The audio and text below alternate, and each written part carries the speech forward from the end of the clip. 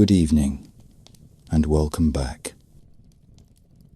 Tonight, we're going back farther than we've gone before, to a place where writing was born, where cities rose from dust, and where the very first stories were etched into clay. This is the story of ancient Mesopotamia. Long before Greece, before Rome, even before Egypt, people were building temples, studying the stars, and wondering about the meaning of life in this land of flood and fire.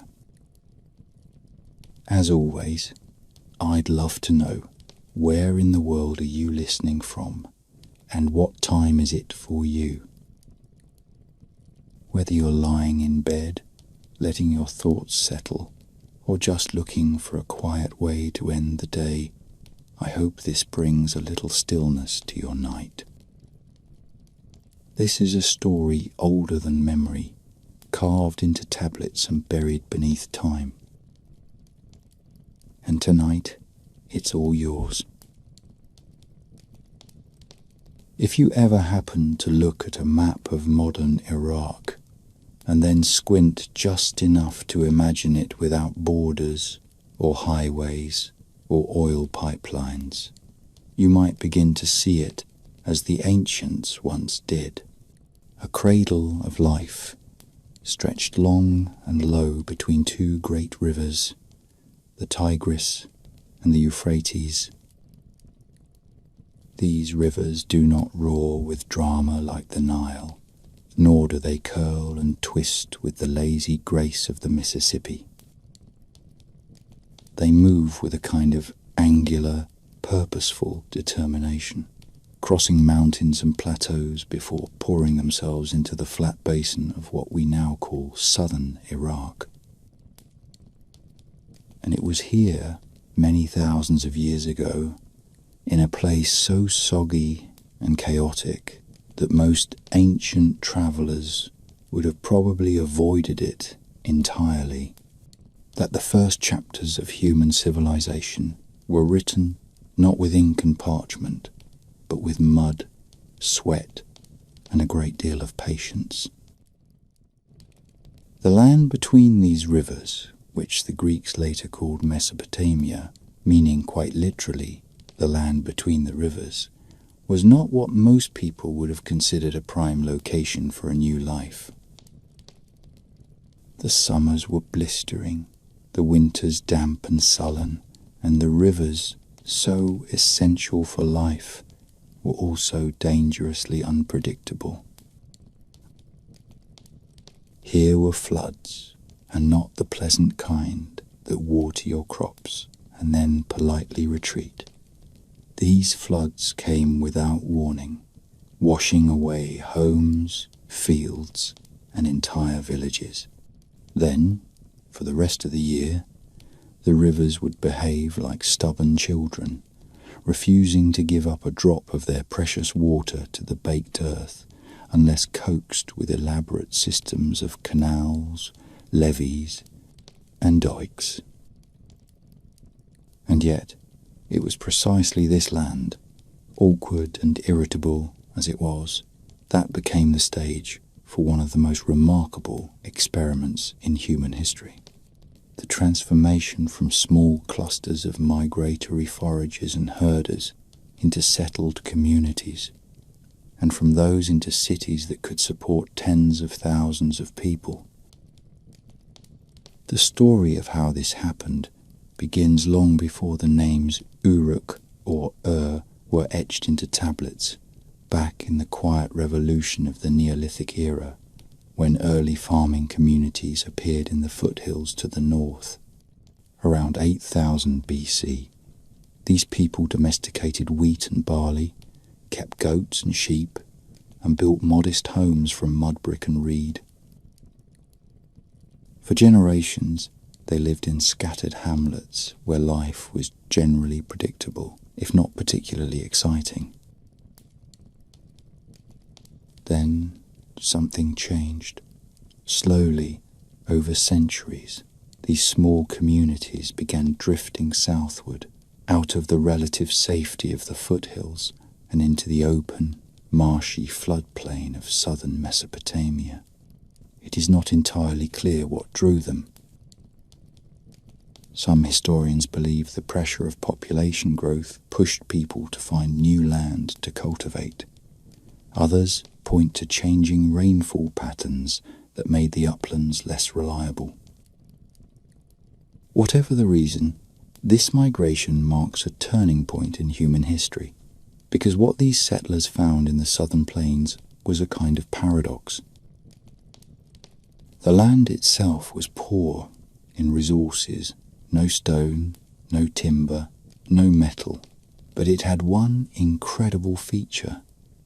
When watered properly, the silt-heavy soil of the floodplain produced astonishingly fertile crops. If you could tame the rivers, if you could learn to divert the water and manage the floods, then you could feed more people than ever before. And that meant bigger communities, more division of labour, and, inevitably, the rise of something new. By around 5400 BC, the first of these settlements took root in the deep south. One of them, a small community perched on a slight elevation near the edge of a lagoon, would later be known as Eridu.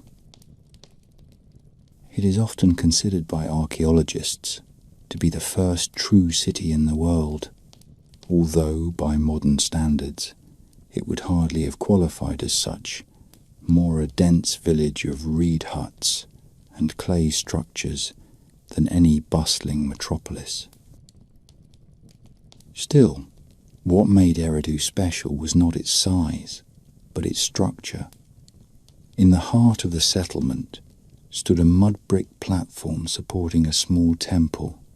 It was not grand, at least not yet, but it was different. This temple, rebuilt and expanded many times over the centuries, was dedicated to Enki, the god of water, wisdom, and creation. The temple was more than a place of worship. It became the organizing principle of the entire community. Through it, labor could be coordinated, food could be redistributed, and power could begin to concentrate. The presence of a temple suggests not just religious devotion, but also the emergence of centralized authority, and perhaps even the earliest form of bureaucracy. This was, in its own quiet way, the beginning of the city. What followed was a slow but steady evolution. More settlements appeared along the edges of the rivers and canals, each one adapting to the rhythm of the land. People built homes from sun-dried brick, dug irrigation ditches with stone tools, and grew surplus crops that allowed some members of the community to specialize as potters, weavers, priests, and eventually scribes. The rivers became highways, and the marshes, once feared, became resources full of fish and reeds. As generations passed, people stopped thinking of themselves as merely surviving in the floodplain. They began to see themselves as builders, planners, and participants in a shared world, an urban world shaped not only by nature, but by human intent.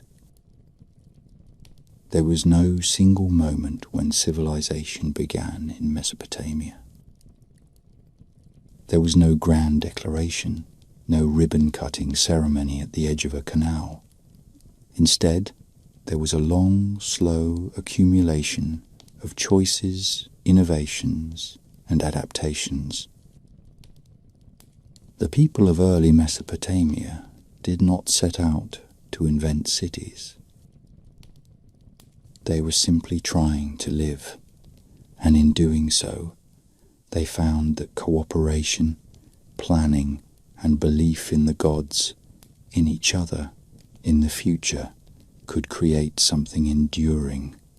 In a landscape made of clay and water, they laid the foundations of the world's first great civilizations.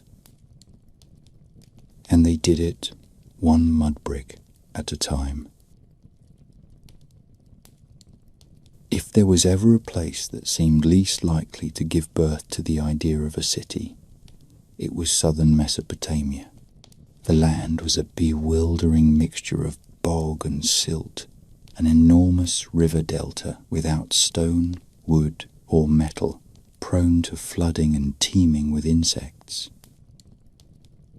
And yet, it was here, in this thoroughly inconvenient corner of the world, that human beings first gathered in sufficient numbers and in such coordinated fashion that the very idea of what a city could be was forever changed. The key was not just in growing more food, although that helped, but in the construction of something far more ambitious, a system of belief, order, and permanence that could bind people together into something larger than their families or clans. This new social arrangement coalesced around temples, irrigation canals, and the slow emergence of shared ritual and authority. The greatest example of this quiet revolution was a place called Uruk. Uruk, which began to rise around 4000 BC and came into its own by 3500 BC, was a true marvel of early urbanism. It is, by any reasonable measure, one of the first cities in human history. At its height, it covered more than 2.5 square kilometers and supported a population estimated between 40 and 50,000 people, staggering numbers for the 4th millennium BC. It was a sprawling, bustling, complex settlement with streets, neighborhoods, markets, and enormous public buildings. At the center of Uruk rose 2 great temple districts, one dedicated to Anu, the sky god, and the other to Inanna, goddess of love, fertility, and war. These temples were not merely places of worship. They were also administrative hubs, storehouses, banks, and centers of political power. They coordinated trade, collected taxes in kind, and maintained order in a city that had never seen anything quite like itself. The temples also stood on platforms, which in time became towering stepped structures known as ziggurats. These were architectural marvels built from mud brick, with steep stairways leading up to shrines perched high above the city. The ziggurats may have functioned as symbolic mountains, man-made attempts to bring worshippers closer to the heavens, or perhaps to assert control over a landscape otherwise defined by its flatness. Whatever their precise purpose, they became the most recognizable feature of Mesopotamian skylines for centuries to come, and they testified to an extraordinary capacity for coordination. Building a ziggurat required planning, resources, and a substantial labor force, all managed under the authority of priests and possibly early kings. In a world without pulleys, cranes, or iron tools, this was no small feat. Life in Uruk was not lived in quiet reverence to the gods. It was busy, noisy, and often hard. The people lived in mud brick houses, organized in neighborhoods, some narrow and twisting, others broad and open. The city echoed with the sounds of carts, livestock and market cries. There were weavers and potters, brewers and bakers, masons and metal workers, though their metals had to be imported from far away. Trade caravans came and went, bringing copper from the Persian Gulf, timber from the mountains, and lapis lazuli from as far as Afghanistan. The city minted no coin, but its economy was sophisticated, operating on a system of barter, weight-measured silver, and state-managed redistribution. At the heart of this system was the temple, which acted as the central institution not only of religion but of economy and government. It employed workers, stored grain, issued rations, and even produced some of the earliest written records in the world. It is in Uruk, in fact, that writing first appears, born not from poetry or myth, but from the need to track goods, debts, and labour. The people of Uruk did not call themselves Sumerians. That name comes from later periods, but they did speak what we now call the Sumerian language, a linguistic isolate with no known relatives. Their stories, which were passed down through generations and eventually etched into clay tablets, spoke of a time when kingship was handed down from heaven and the first cities were divinely founded. In this mythology, Eridu was the first city, but Uruk quickly took centre stage.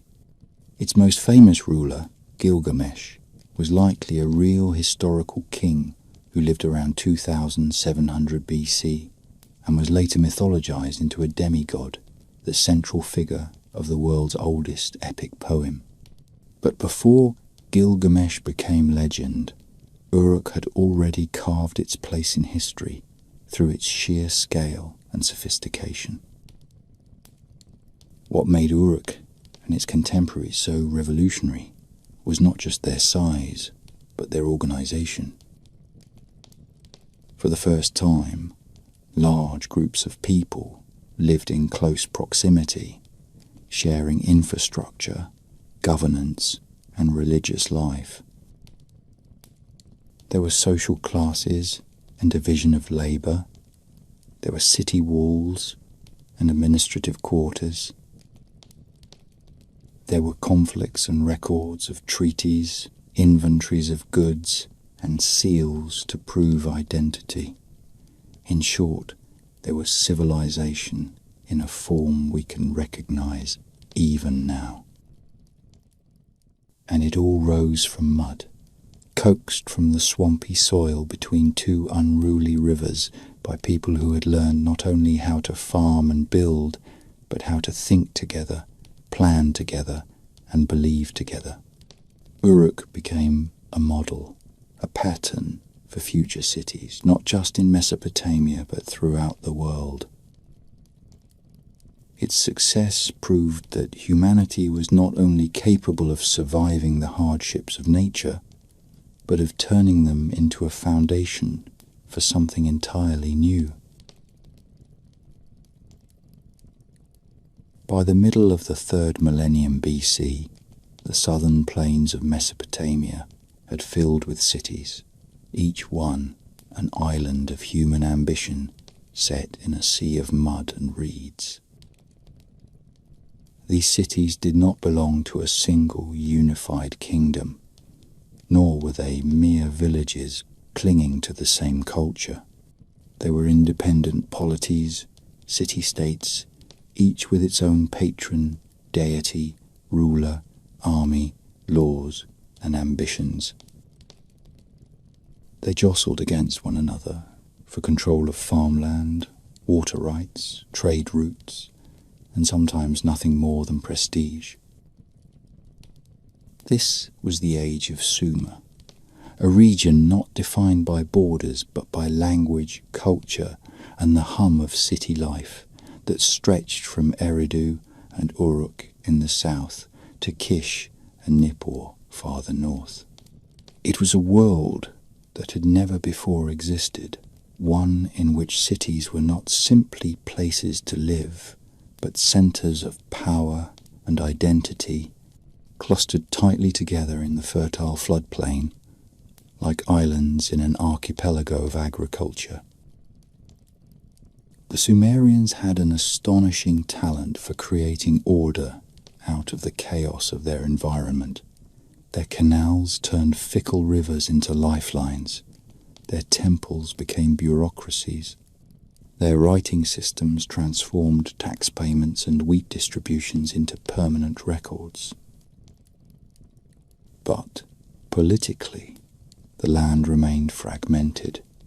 No single city held dominance for long.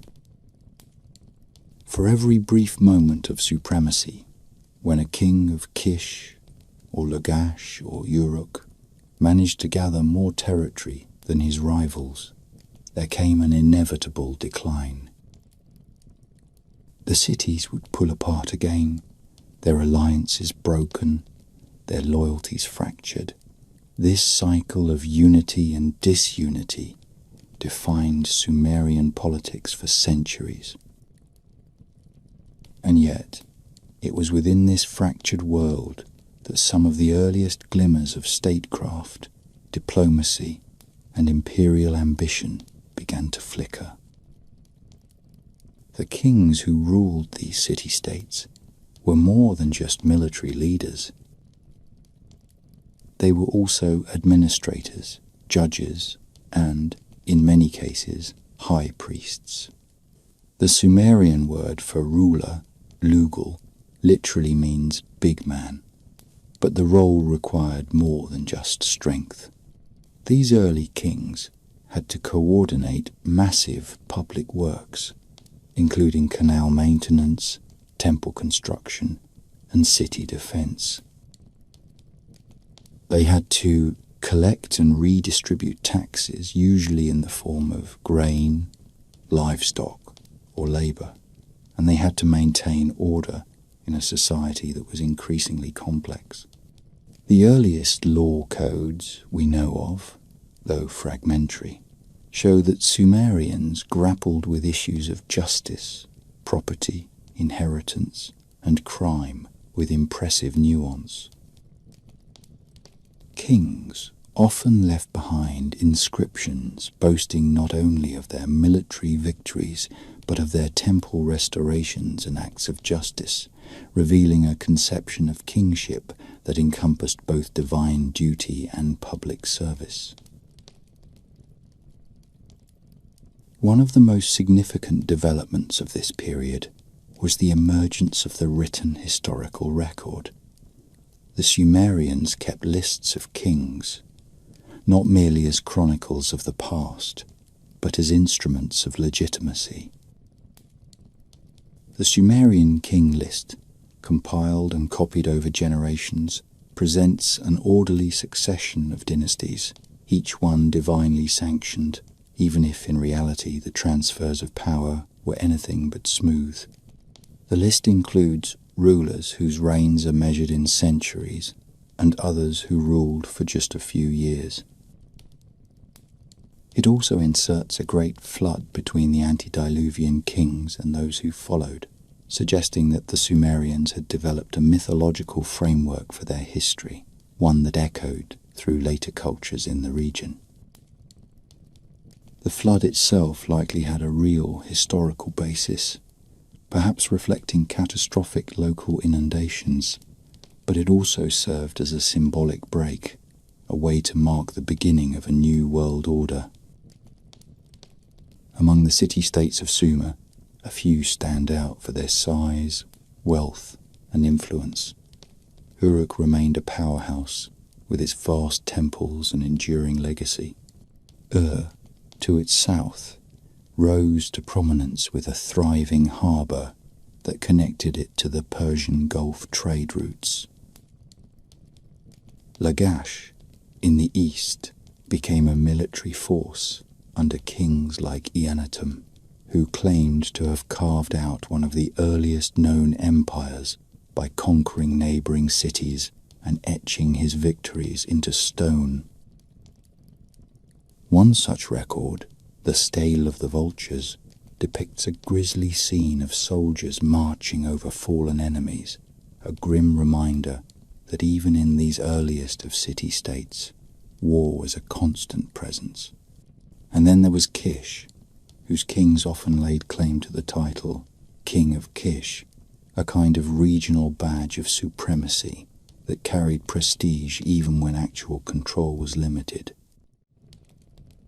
The title implied an authority that extended beyond the walls of a single city, suggesting that the Sumerians, even in their disunity, had begun to imagine a larger political horizon.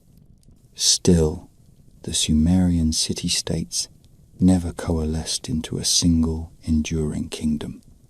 Their loyalties remained local, their deities distinct, and their rivalries enduring. But within that constant competition, a remarkable civilization flourished. The cities of Sumer laid down streets, raised temples, passed laws, and built the first enduring framework of urban life. They were governed not by the whims of nature, but by the will of people. People who argued, bargained, fought, prayed, and wrote. And in doing so, they created something unprecedented. They made the city not just a place to live, but a way to live. It was an idea that would spread far beyond the Tigris and Euphrates, but it began here, among the reeds and dust and sun-baked walls of Sumer. To live in Sumer was to live in the constant company of gods, not in the abstract or metaphorical sense, but in the deeply practical, everyday sense that the divine inhabited every part of the landscape and every layer of society. The Sumerians did not merely believe in gods, they structured their entire world around them.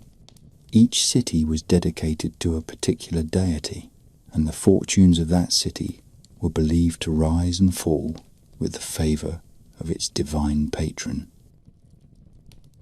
Uruk belonged to Inanna, fierce and radiant. Nippur was sacred to Enlil, the lord of the wind and king of the gods. Eridu served Enki, the god of wisdom and water, and Ur venerated Nanna, the moon god whose light cut across the desert and the marshes in equal measure.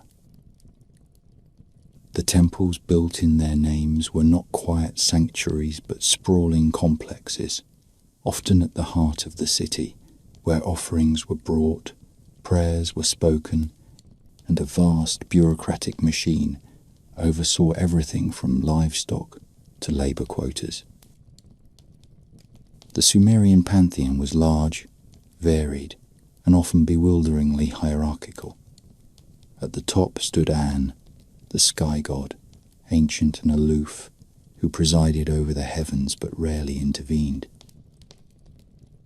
Beneath him was Enlil, more active and temperamental, who held the divine office of kingship itself. Then there was Enki, clever and benevolent, who lived in the freshwater abyss and was responsible for invention, crafts, and the ordering of the world.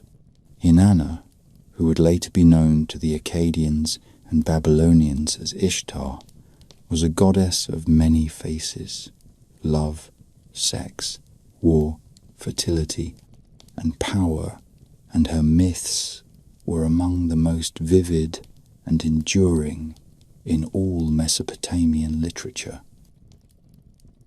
The gods were imagined as very much like humans in their needs, their jealousies, and their habits, but they were also dangerous and unpredictable, forces to be honoured and appeased rather than understood or judged. Religion in Sumer was not confined to belief or personal devotion. It was embedded in the civic and economic structures of society. The temples employed large numbers of workers, from labourers and bricklayers to scribes and accountants. They owned land, collected taxes, and even controlled trade. Rituals followed the agricultural calendar, marking the sowing and harvesting of crops, the rising of constellations, and the turnings of the seasons. There were festivals in which statues of the gods were paraded through the streets, or placed in ceremonial boats and floated down canals, accompanied by music, offerings, and no doubt considerable noise. The gods, though ethereal in origin, were treated with all the pomp and protocol of earthly royalty. Their images were dressed and bathed. Their meals were prepared daily. Their wishes were divined through omens, dreams, and elaborate rituals. Priests and priestesses, who lived in temple quarters and were often drawn from elite families, served as intermediaries. Some held administrative roles, others performed chants and incantations or prepared sacrifices. Their presence reinforced the notion that society was, at its core, a reflection of divine order. It was within this religious world that Sumerian myth emerged, stories told and retold across generations, some written down in fragmentary form on clay tablets, others preserved only in echoes found in later texts. Among the most famous of these stories is the myth of creation, which tells of how the gods, weary of their endless labour, created humans from clay to serve as their helpers. It is a story of divine frustration and reluctant invention, one that positions humanity not as the centre of the universe, but as a convenience. Another myth, the flood story, recounts how the gods, disturbed by the noise of human civilization, decided to destroy it in a great deluge. Only one man, warned in advance, built a boat and survived. His name, in the Sumerian version, was Ziusudra. Later retellings would rename him Utnapishtim and, eventually, Noah. The flood myth, with its strong thematic parallels to the later Hebrew Bible, stands as a powerful testament to the shared memory of catastrophe that lingered in Mesopotamian culture. And then there is the Epic of Gilgamesh, the first great work of literature known to history.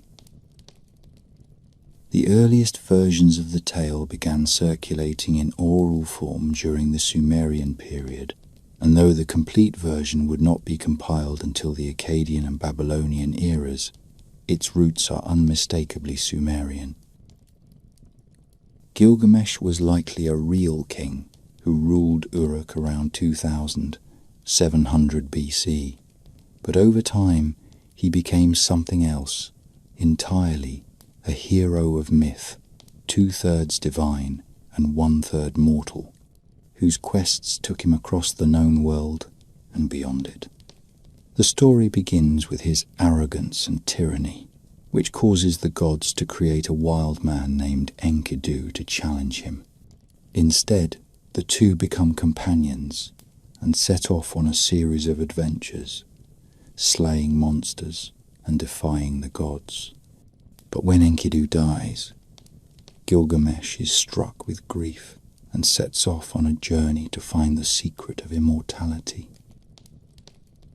He eventually meets Utnapishtim, the flood survivor, who tells him that death is the fate of all humans and that the gods have given eternal life only once.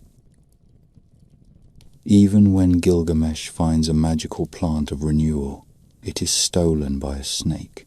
He returns home, wiser and sadder, having learned that even kings must die but that their names and deeds may endure. The myths of Sumer were not just entertainment or moral instruction. They were ways of understanding the world and humanity's place within it. They explained why the rivers flooded, why kings ruled, why suffering existed, and why no amount of wealth or power could keep death at bay.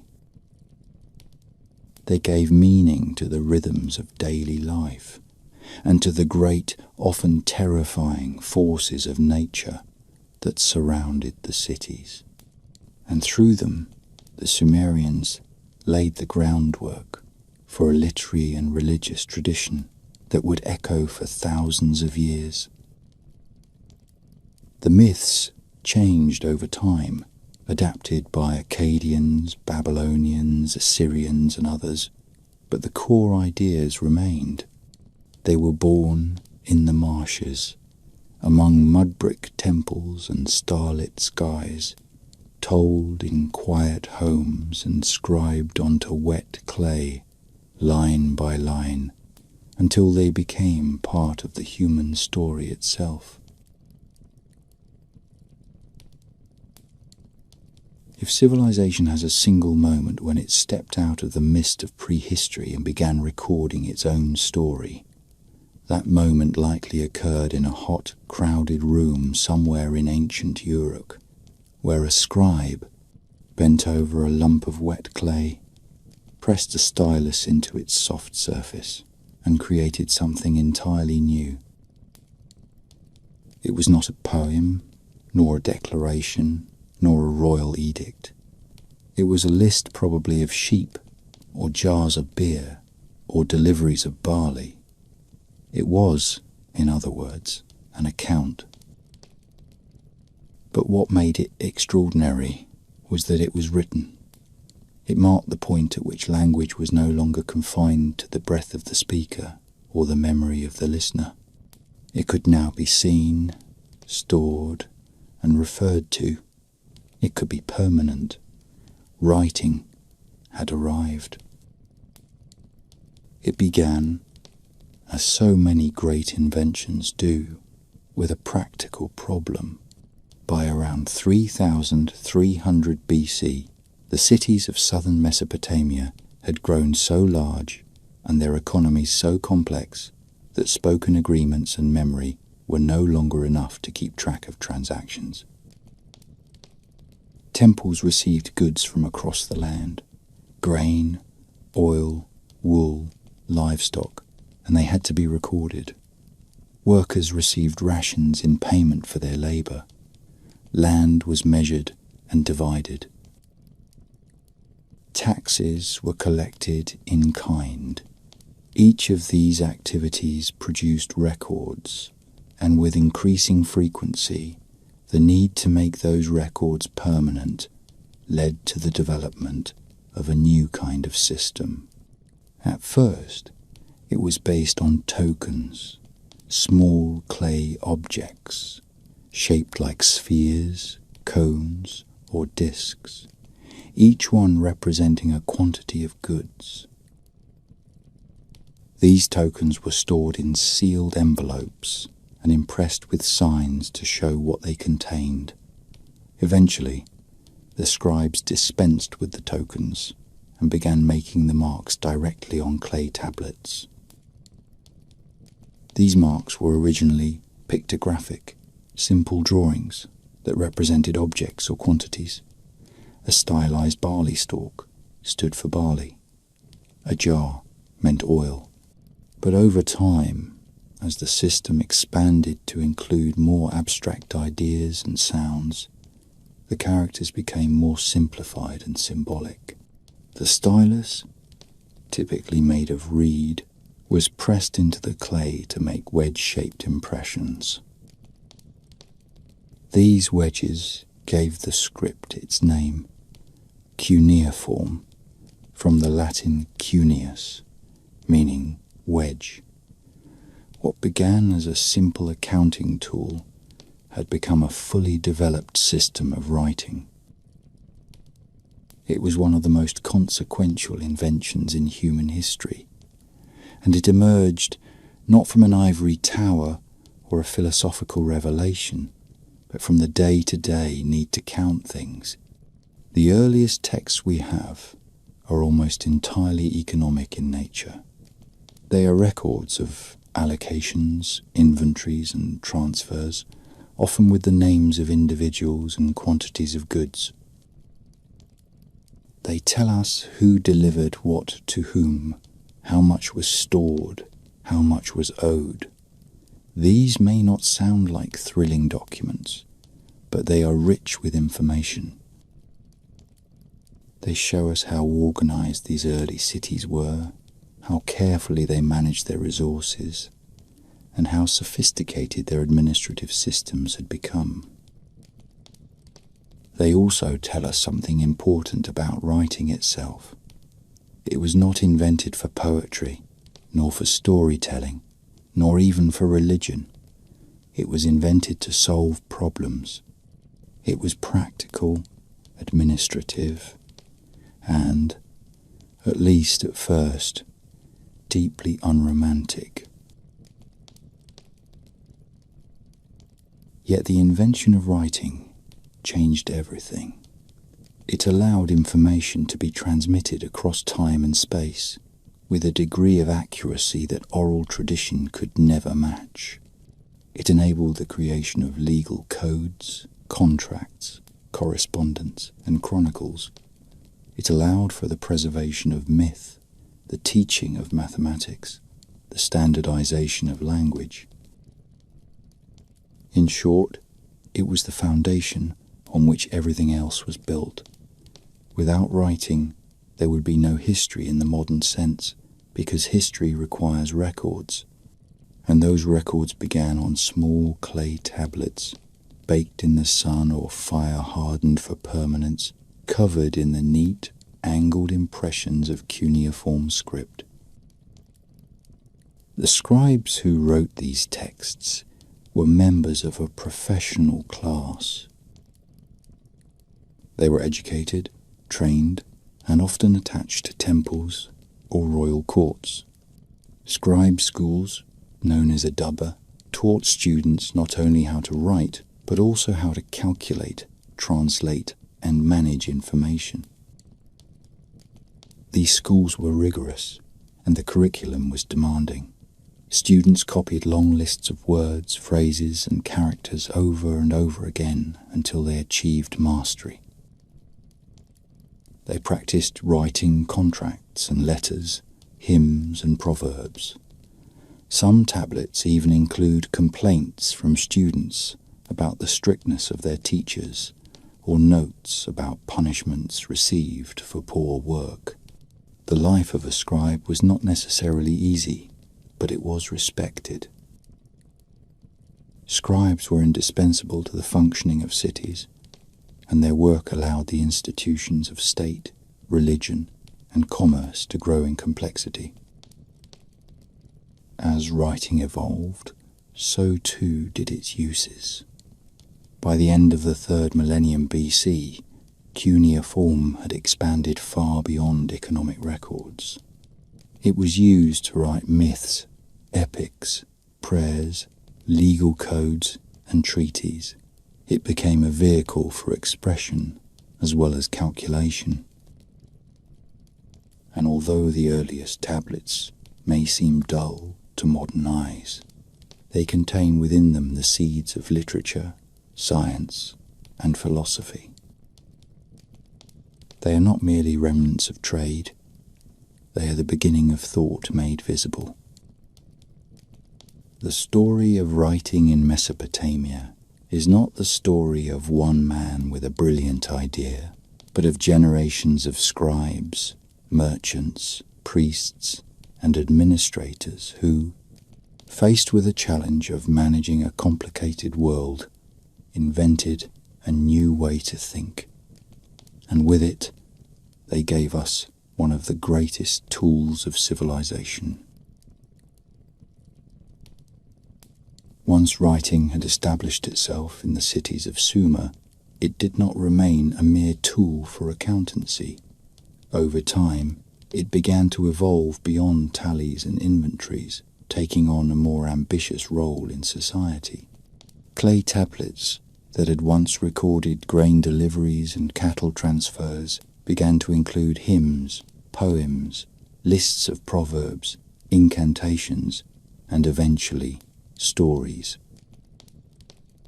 These were not spontaneous bursts of imagination, but deliberate, structured texts, copied and recopied in the scribal schools of Sumer and Akkad.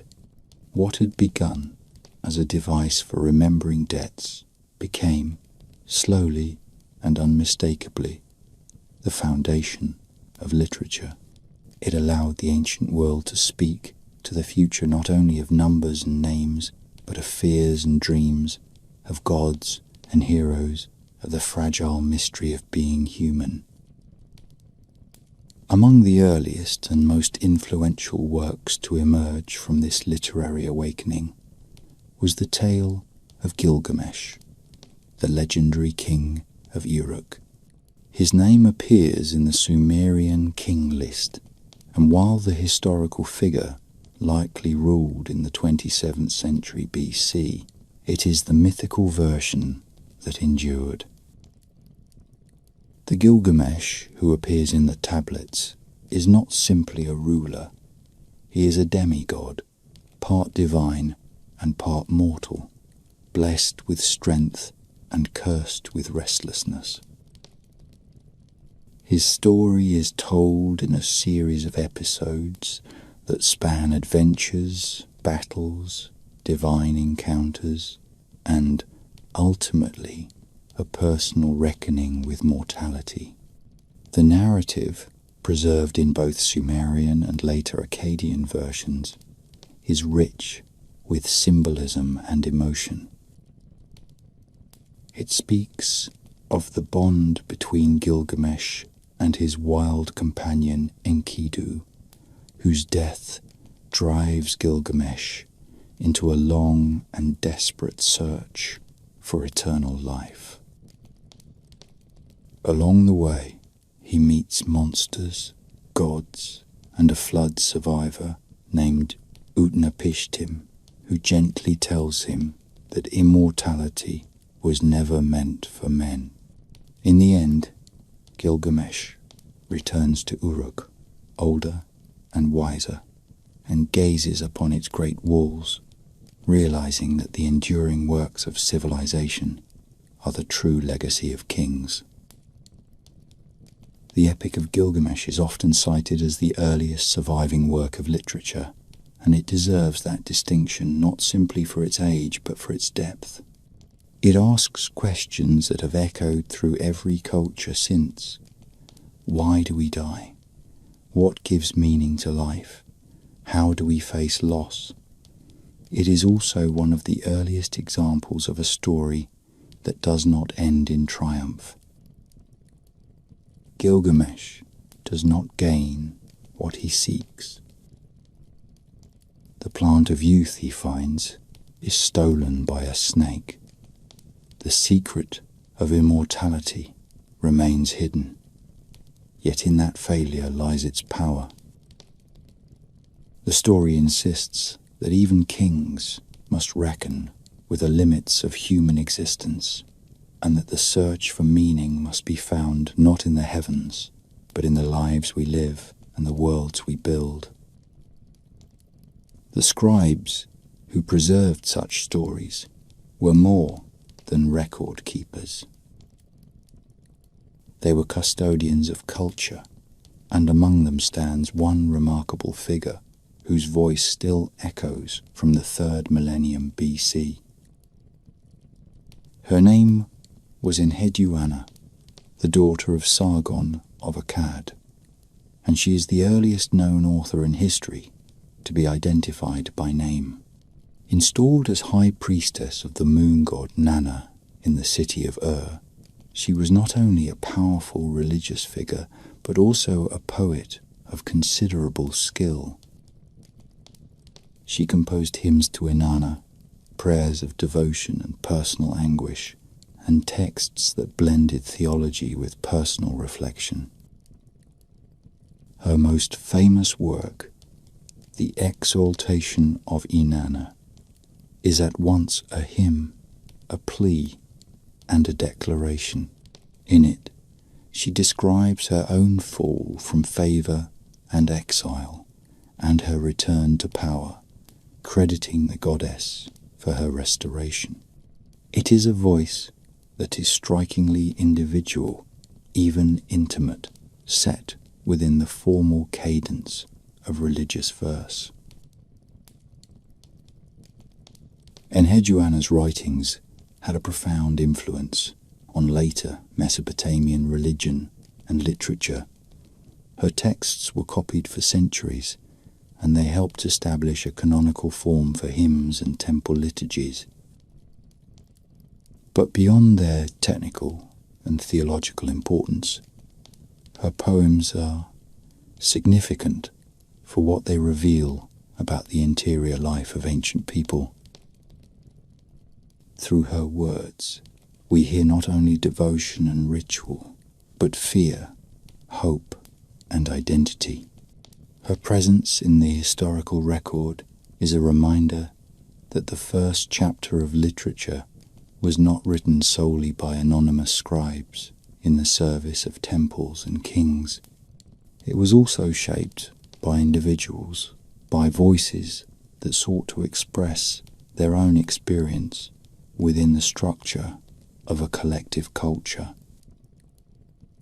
As writing expanded, so did the range of what could be preserved. The clay tablets of Mesopotamia came to include law codes, medical texts, lexical lists, mathematical exercises, omens, and chronicles. Some tablets were practical. Others were poetic. Some were meant for daily use. Others were stored in archives. A few survived, only by chance, buried in ruined cities and baked by fire into the hardened records that archaeologists would one day recover. Together, they form an enormous corpus of knowledge, millions of lines of text written in cuneiform script across 2,000 years of history. What unites these texts is not only the technology of writing, but the human impulse behind it. Whether it was a scribe logging grain deliveries, a priestess composing a hymn, or a poet telling of a king's search for meaning, the tablet captured a mind reaching outward, trying to make sense of the world. That act, the desire to preserve, to express, to understand, is what makes writing one of the defining features of civilization. In Mesopotamia, it began with the weight of barley and the mark of a stylus. But from there, it grew into something far greater, a conversation across centuries, a way for the past to speak and for the present to listen.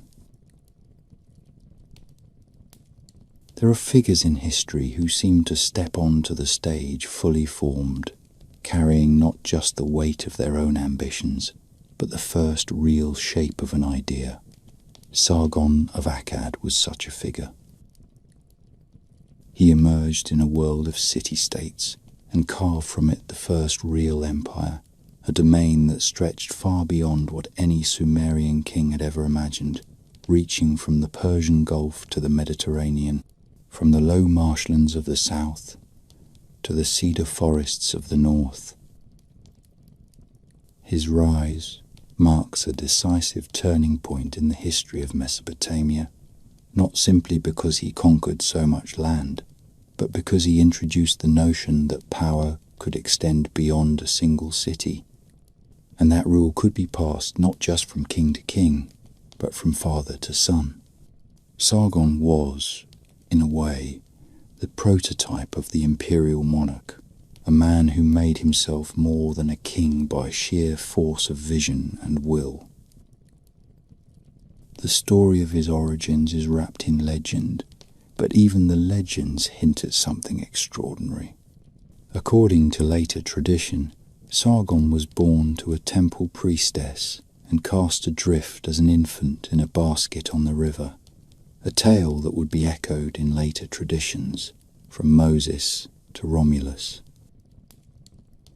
He was rescued by a gardener, raised in humble circumstances, and eventually rose to become the cupbearer to the king of Kish. But that was only the beginning. Around 2334 BC, Sargon overthrew his master and launched a campaign of conquest that would transform the political landscape of the ancient Near East. His army marched through Sumer, defeating city after city. Uruk, Ur, Lagash, and Nippur all fell into his hands. But Sargon did not stop there.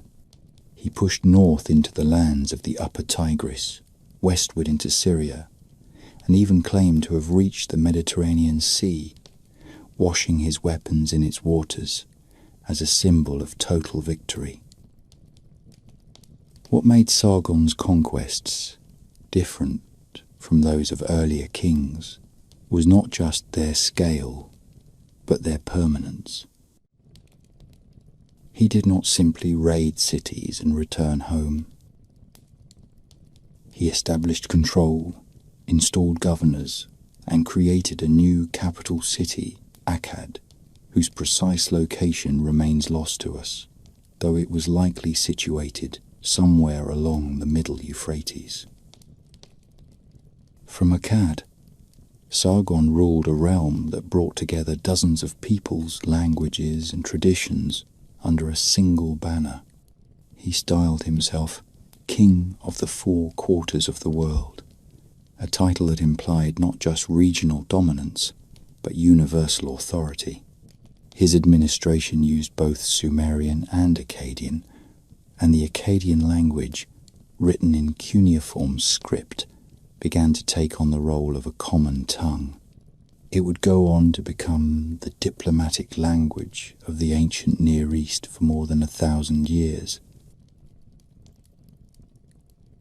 Sargon's power rested not only on his military strength, but on his ability to hold the loyalty of his subjects, or at least to suppress rebellion when it arose.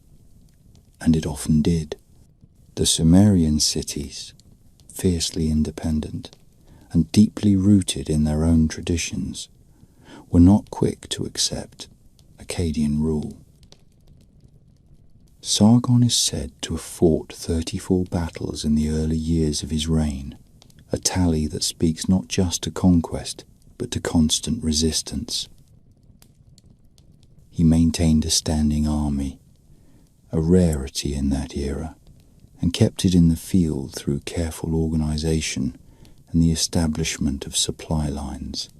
His empire depended on control of trade routes, access to resources, and the cooperation of local elites who were rewarded or replaced depending on their willingness to accept Akkadian supremacy. But even in the face of unrest, Sargon proved remarkably durable. He ruled for more than 50 years, a long reign by any standard, and by the time of his death, he had laid the foundations for a dynasty. His sons and grandsons would inherit not just his crown, but his vision of empire. The most famous of these was Naram-Sin, who would go even further, claiming divinity for himself and commissioning stone steles that depicted him with the horned helmet of the gods, trampling his enemies beneath his feet. But that story lies just ahead. For now, it is enough to recognize that with Sargon, Mesopotamia crossed a threshold. No longer merely a patchwork of competing city-states, it had become however briefly, a single political entity. The idea of empire had been born, and with it came new questions of identity, governance, and ambition. The world would not be the same again. Sargon's achievements did not end with his death. If anything, they grew in significance as his descendants expanded upon the empire he had forged, and the memory of his reign began to take on a legendary character. Among those descendants, his grandson, Naram-Sin, stands out as both a culmination of Akkadian power and a sign of the hubris that may have led to its unraveling. Naram-Sin not only maintained the vast territory his grandfather had conquered, but he pushed its boundaries even further, campaigning deep into the Zagros Mountains and into Anatolia. He proclaimed himself King of the Four Quarters, as Sargon had done, but he added a bolder title still, God of Akkad. It was a claim without precedent, and one that placed him in direct contact with the divine hierarchy that the Mesopotamians had long revered from a respectful distance. For a mortal king to don the horned crown, the traditional symbol of divinity, was a provocation both political and theological. That audacity is captured in one of the most remarkable artifacts of the Akkadian age, the victory stele of Naram-Sin. Carved in pink limestone, it depicts the king ascending a mountain slope, trampling enemies beneath his feet, while his soldiers follow him upward in disciplined rows. Above him, the stars and symbols of the gods look on, as if to sanction his ascent. Unlike the rigid, horizontal registers of earlier Mesopotamian art, the stele's composition is fluid and dynamic. It is a visual declaration of imperial ideology, of dominance, order, and the semi-divine nature of the king. It is also, in retrospect, a kind of farewell. Within a generation of Naram, Sin's reign, the empire he ruled, would begin to fall apart. The reasons for the collapse of the Akkadian Empire are complex and debated, but it is clear that internal unrest and external pressures combined to unravel the fragile unity that Sargon had imposed. Rebellions flared in the southern cities, where resentment over Akkadian domination never fully disappeared. At the same time, new groups began to press in from the margins of the empire. Chief among these were the Gutians, a people from the Zagros Mountains to the northeast, who appear in the Sumerian texts as destructive and uncivilized. Later, scribes blamed the Gutians for much of the chaos that followed, describing them as ignorant of proper rituals, uninterested in agriculture, and indifferent to the gods. Whether this characterization reflects truth or propaganda is difficult to determine. What is clear is that the Gutians moved into Mesopotamia during a period of crisis, taking advantage of a weakened state and the vacuum left by a faltering central administration. Environmental factors may also have played a role. Archaeological evidence suggests that a period of severe drought affected the region toward the end of the 3rd millennium BC. Crop yields declined, water became scarce, and the complex irrigation systems that supported urban life began to falter. In a land where life depended so completely on the control of water, Even a modest shift in rainfall could have devastating effects.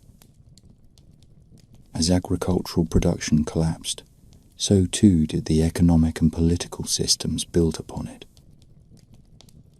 Cities that had once thrived became depopulated, trade routes dissolved, authority fragmented. By around 2150 BC, the Akkadian Empire had ceased to exist in any meaningful form. The Gutians ruled over parts of Mesopotamia for several decades, but their control was shallow and inconsistent. In the cultural imagination of the Sumerians, this was a dark age, a time of decline, during which the proper order of the world had been overturned. Temples fell into disrepair. Writing declined. The central institutions of society eroded, and yet, from this period of disarray, a new order would eventually emerge. Around 2100 BC, a revival of Sumerian culture and governance began to take shape under the kings of Ur, particularly Ur-Namma and his successors, who ushered in what modern historians call the Third Dynasty of Ur. But the Akkadian legacy did not disappear. Though the empire had crumbled, the language of Akkad became the lingua franca of the region, used in administration and diplomacy for centuries to come. Its script, cuneiform, continued to evolve and spread. Its mythology and political ideas seeped into the consciousness of later civilizations. And the memory of Sargon, the man who had built something larger than any king before him, lived on in the texts of scribes and the imaginations of kings for more than 1,000 years. To rulers of later eras, Sargon was a model of what a monarch could be: bold, ambitious, ruthless when needed, and capable of uniting disparate peoples under a single rule. His empire may have been short-lived, but the idea of empire, of an order that stretched beyond the local, that imposed structure upon the chaotic, was now a part of the Mesopotamian worldview. The Akkadians had shown that a city-state could reach beyond its borders and bind other lands to its will. They had proved that administration could be scaled, that languages could blend, and that power, if skillfully applied, could become an enduring idea even when the institutions that wielded it failed. In that sense, the empire never truly ended. Its physical boundaries dissolved, but its influence remained, etched into the tablets, temples, and memories of a land that had now entered a new phase of its long and extraordinary history. In the early centuries of the second millennium BC, as the embers of the Sumerian Renaissance dimmed and the echoes of Akkadian power faded into legend, the political center of Mesopotamia began to shift once again.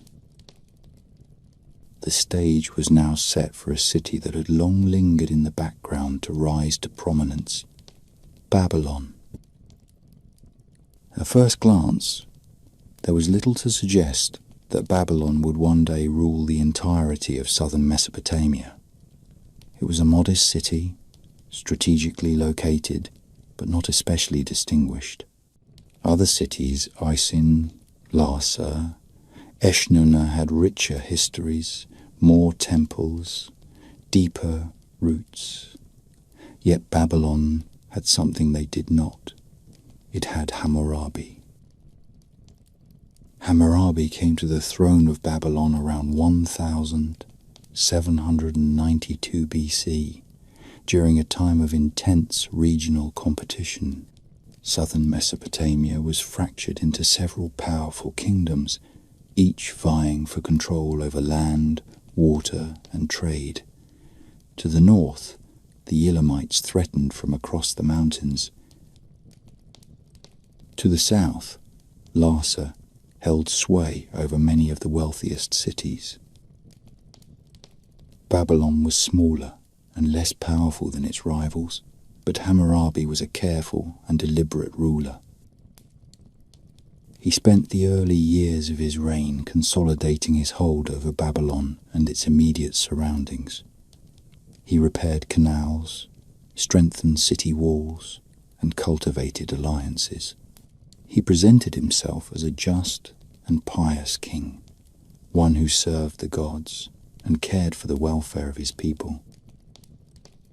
But behind this image was a sharp political mind, one that understood when to wait and when to strike. Over the course of several decades, Hammurabi systematically outmaneuvered his rivals. He allied with some, fought with others, and always seemed to act at precisely the right moment. When Larsa grew overconfident, he defeated it. When Eshnunna threatened from the north, he neutralized it. When the time came to confront Mari, a major city-state far to the northwest on the Euphrates, he did so decisively.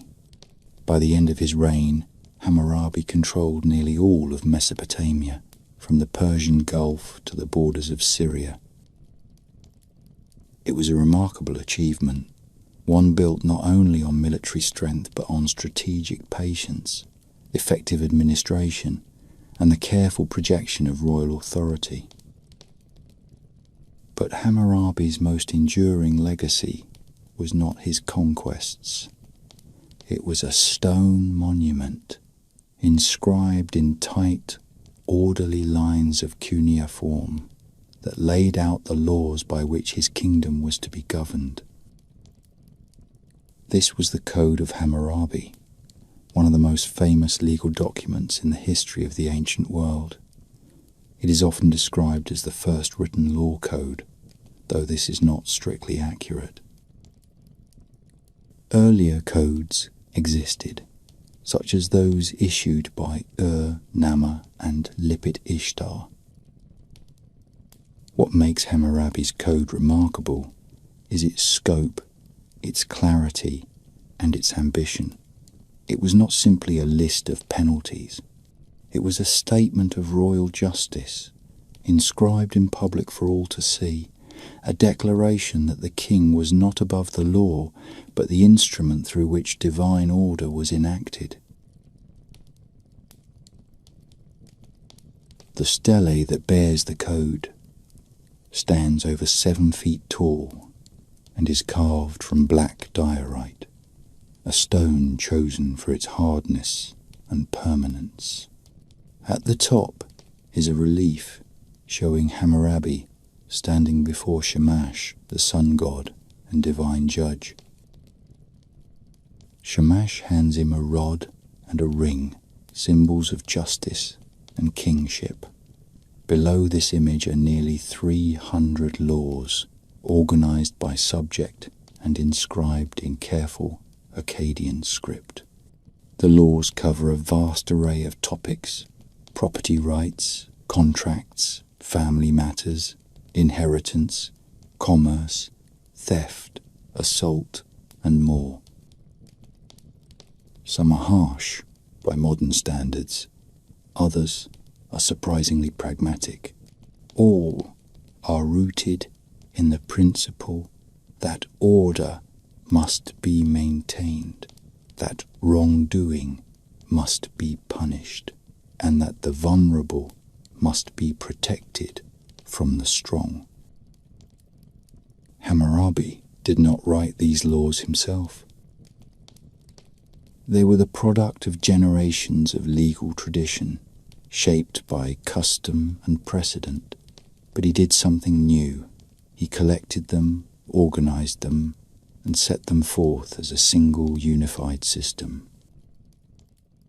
He made the law visible, tangible, and inseparable from the authority of the crown. It was a brilliant act of governance, and also a masterstroke of public relations. By presenting himself as the guarantor of justice, Hammurabi strengthened his position and bound his subjects to a shared code of conduct. He turned the concept of kingship from personal rule into institutional rule, a transformation that would echo through the centuries. Babylon, under Hammurabi, became the center of a new order in Mesopotamia.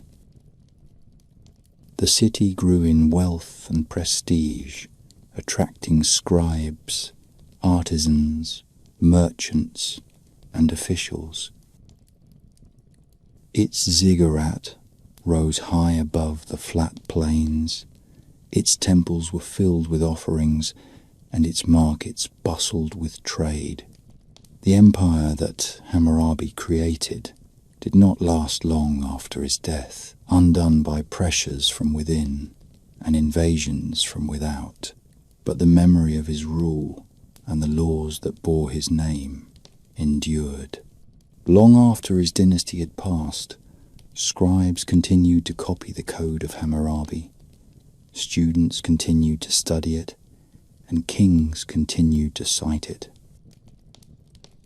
It had become more than a legal text. It had become a symbol of what a ruler could aspire to be, a shepherd of the people, a servant of the gods, and the embodiment of justice. The Code of Hammurabi, despite its fame, was not created as a philosophical meditation on law. It was practical in origin, ceremonial in form, and deeply embedded in the culture and institutions of the time. Carved on stone and placed in public spaces, it was intended to be seen, though few among the population would have been able to read it. The sight of the stele itself, towering, dark, and marked with the figure of the king receiving instruction from the gods, was enough to carry its message.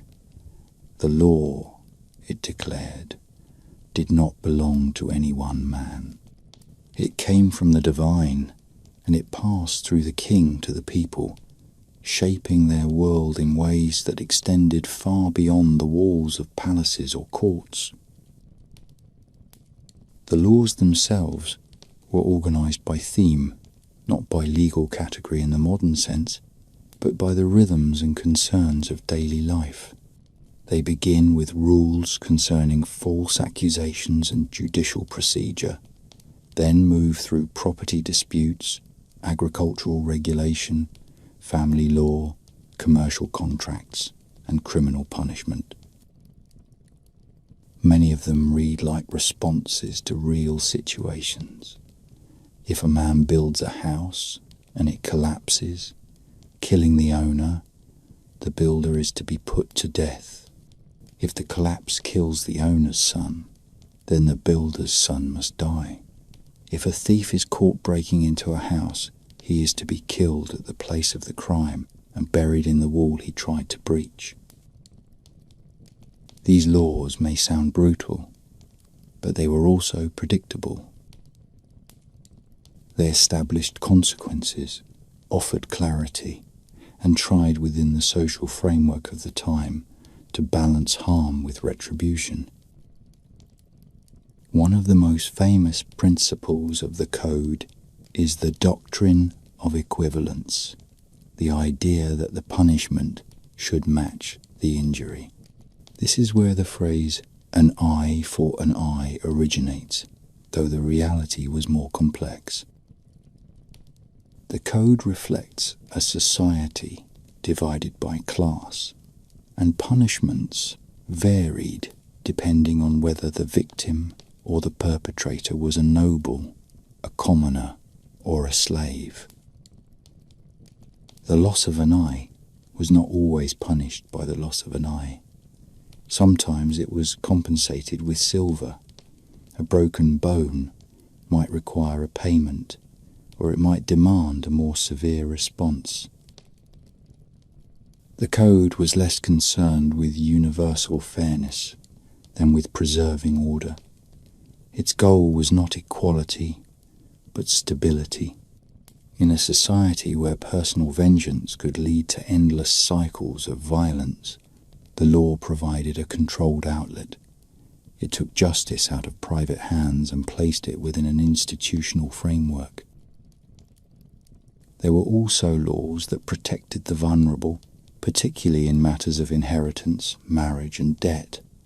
Widows and orphans received certain legal protections. Wives had rights in cases of abandonment or divorce. Debtors could not be imprisoned indefinitely, and land sales were sometimes reversible in times of famine. The code addressed not only punishment, but also procedure. It described the use of witnesses and written contracts, the role of judges, and the need for evidence. It envisioned a society where disputes could be resolved not by force, but by appeal to a written standard. In that sense, it marked a significant step toward what we now think of as the rule of law. It is important to understand that the Code of Hammurabi was not enforced like a modern legal code. It was not referenced in courtrooms, and there is little evidence that its articles were applied directly to every dispute. It functioned more as a statement of ideals and authority, a symbolic expression of the king's role as a guardian of justice. It was meant to be admired, not consulted. Even so, it had a lasting impact. It was copied by scribes, studied by apprentices, and preserved in libraries. Later kings drew inspiration from it, adapting its language and structure to their own legal declarations. The idea that a ruler should publicly declare the laws of the land, and that those laws should apply consistently, had been planted. Hammurabi's code is also a window into the values and assumptions of his time. It reveals a world that was patriarchal, hierarchical, and deeply religious. The gods were everywhere in the law, not only as sources of authority, but as active participants in justice. Oaths were sworn by the names of deities, and divine judgment was invoked when evidence was lacking. In some cases, a person accused of wrongdoing could prove their innocence by throwing themselves into the river. If the gods spared them, they were cleared. If not, justice was presumed to have been served. This blend of religion and jurisprudence may seem foreign, but it made perfect sense in a society where the gods were thought to govern not just the heavens, but every detail of the human world. The stele that bears Hammurabi's code survived not in Babylon, but in Susa, where it was taken as spoils of war by the Elamites centuries later. It was buried, broken, and lost, only to be rediscovered in the early 20th century by French archaeologists. Today, it stands in the Louvre, one of the great artifacts of ancient law, its wedge-shaped inscriptions still legible after nearly 4,000 years. It remains a testament to a king who understood that power could be shaped by principle, that order could be written in stone, and that the memory of justice, however imperfect, was worth preserving. For all the grandeur of kings and the solemnity of temples. Most people in ancient Mesopotamia lived lives that were not very different in their rhythms and worries from the lives of ordinary people anywhere else in history. They farmed and raised children. They bartered in markets. They built homes of clay and thatched roofs. They took part in rituals they did not always understand and laboured under systems they did not always control. They lived, in other words, within the wide and often invisible framework of a civilization that was built from the ground up by the unrecorded efforts of thousands upon thousands of hands. It is easy to forget that behind every ziggurat and royal edict there were labourers mixing mud and hauling baskets, merchants counting goods, and women tending ovens or spinning thread by lamplight. Their lives rarely appear in official chronicles, but they are the substance of history, the breath and heartbeat of a world that endured for centuries. Most Mesopotamians lived in cities, but cities then were not the dense, towering places we now imagine. They were low and sprawling, made of sun-dried mud brick that crumbled and had to be rebuilt regularly. The streets were narrow and winding, often unpaved, and the houses opened inward towards small courtyards that provided light and air. Rooms were simple, usually with flat roofs where people could sleep on warm nights or dry food in the Sunday. Homes varied in size depending on wealth, but even the largest mansions were built from the same humble materials. In the countryside, dwellings were smaller, still reed huts for some, low square buildings for others, clustered near canals and fields that provided the grain and vegetables on which the population relied. The diet of the average person was modest but stable. Barley was the staple grain, ground into flour for bread or fermented into beer. Dates provided sweetness and could be dried for storage or mashed into a thick syrup. Onions, garlic, lentils, and chickpeas were common, as were cucumbers and leeks. Meat was eaten more rarely, usually in the form of goat, sheep, or fish. Dairy products, especially cheese and butter, were made from goat's milk. Olive oil was expensive and sometimes substituted with sesame oil. Salt was highly valued, and spices, though limited, included coriander and mustard.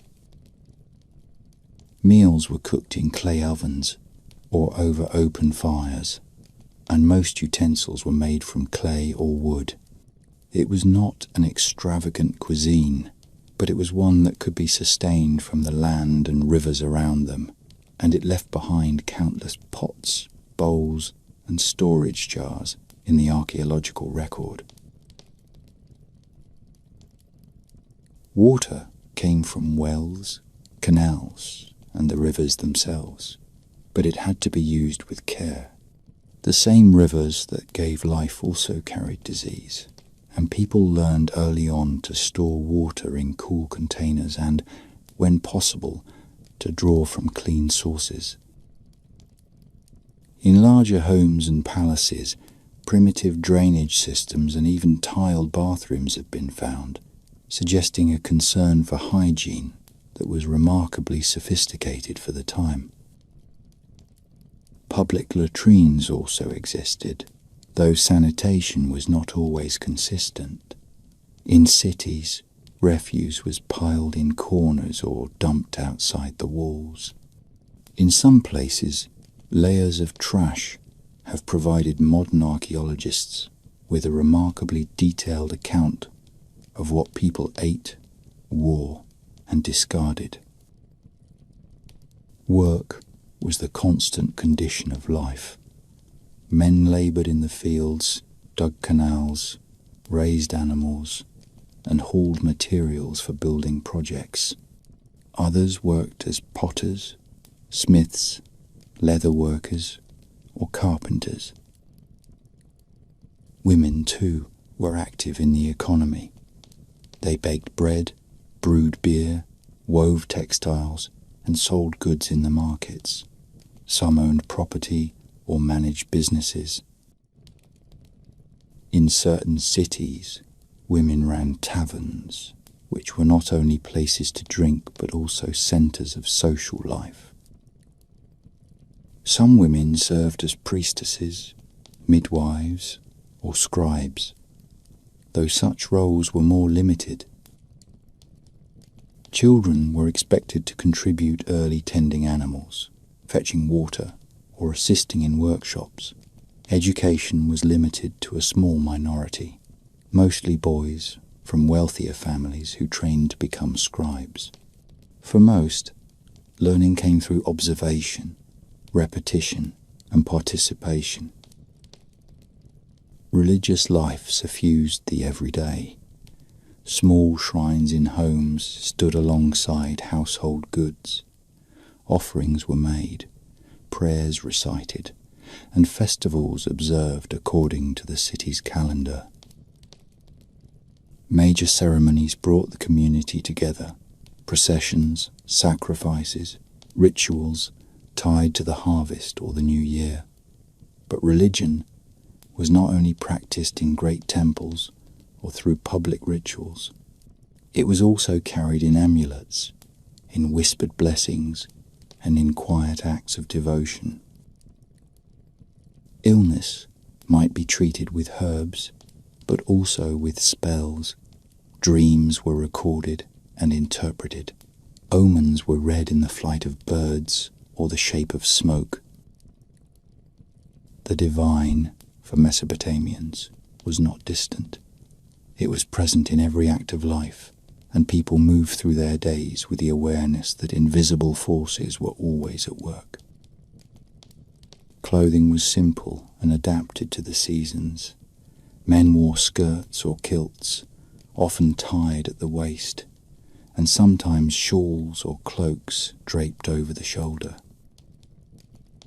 Women wore longer garments, sometimes belted or pleated. Fabrics were woven from wool or flax and coloured with natural dyes. Jewellery was common, especially among the wealthy: necklaces, bracelets, earrings made from gold, silver, or copper, often inlaid with lapis lazuli, carnelian, or shell. Hairstyles were carefully maintained. Men shaved or wore beards depending on fashion, and women often arranged their hair in braids or buns. Cosmetics were used not only for appearance, but for ritual or medicinal purposes. Festivals marked the seasons and punctuated the year. They involved music, dancing, feasting, and the reenactment of sacred stories. Instruments included harps, flutes, lyres, and drums. Dancers moved in rhythmic patterns that echoed the structure of hymns and chants. Beer flowed, stories were told, and for a time the weight of daily labour was set aside. These were communal events, but they were also moments of social coherence, reminders that beneath the layers of class and hierarchy, people shared in a common rhythm of life. In all of this, houses and fields, food and clothing, belief and celebration, we see a world that was both distant and familiar. The tools were different. The context was older, but the needs were the same: to find shelter, to grow food, to raise children. to understand the forces that shape life and death. The cities of Mesopotamia may have been founded by kings and guided by priests, but they were built, sustained, and lived in by ordinary people. And through their quiet persistence, their daily work and small triumphs, the great experiment of civilization endured. For all its temples and royal palaces, Mesopotamian civilization was animated as much by commerce as by cult. The economy was not merely a backdrop to the political drama of kings and empires, it was its own vast, humming mechanism, turning steadily beneath the surface of urban life. People bought and sold, borrowed and lent, traded goods across deserts and rivers, and struck bargains in alleyways and open courtyards. The wheels of the marketplace turned every day, and in that motion, the broader structure of Mesopotamian society found its shape. The most important engine of this economy was agriculture. Nearly everything, labor, trade, taxes, wealth, was rooted in the land. Fields of barley and wheat, groves of date palms, and herds of sheep and goats formed the baseline of the material world. The great canal systems channeled the flow of water into farmland, and with irrigation came surplus. That surplus, stored and redistributed through temples and estates, became the foundation of economic power. Temples were not only religious centers but economic hubs. They managed large tracts of land, employed farmers and herders, maintained granaries and warehouses, and oversaw the flow of goods from field to table and from craftsman to customer. Kings also owned land and administered vast estates, but much of the daily work fell to ordinary people, tenant farmers, hired labourers, small landholders who paid rent in kind, or offered a share of their harvest in exchange for protection, tools, and access to irrigation. Trade extended far beyond the city gates. Mesopotamia was rich in agriculture, but poor in many raw materials. There were no forests for timber, no native copper or tin, and no significant deposits of precious stone. What Mesopotamians lacked in resources, they made up for in initiative. From early on, they built a web of exchange that stretched deep into the Iranian plateau, across the Arabian deserts, and into the mountains of Anatolia and beyond. They imported cedar from the Levant, copper from Oman, tin from the Zagros, and possibly from Central Asia, and lapis lazuli from the distant mines of Badakhshan in what is now northeastern Afghanistan. These goods travelled along routes that spanned hundreds of miles, carried by caravans of donkeys, boats along rivers and canals, and eventually by merchants who established colonies far from home. One of the most remarkable examples of this long-distance trade comes from the Assyrian merchant colonies at Kanesh in central Anatolia, dating to the early 2nd millennium BC.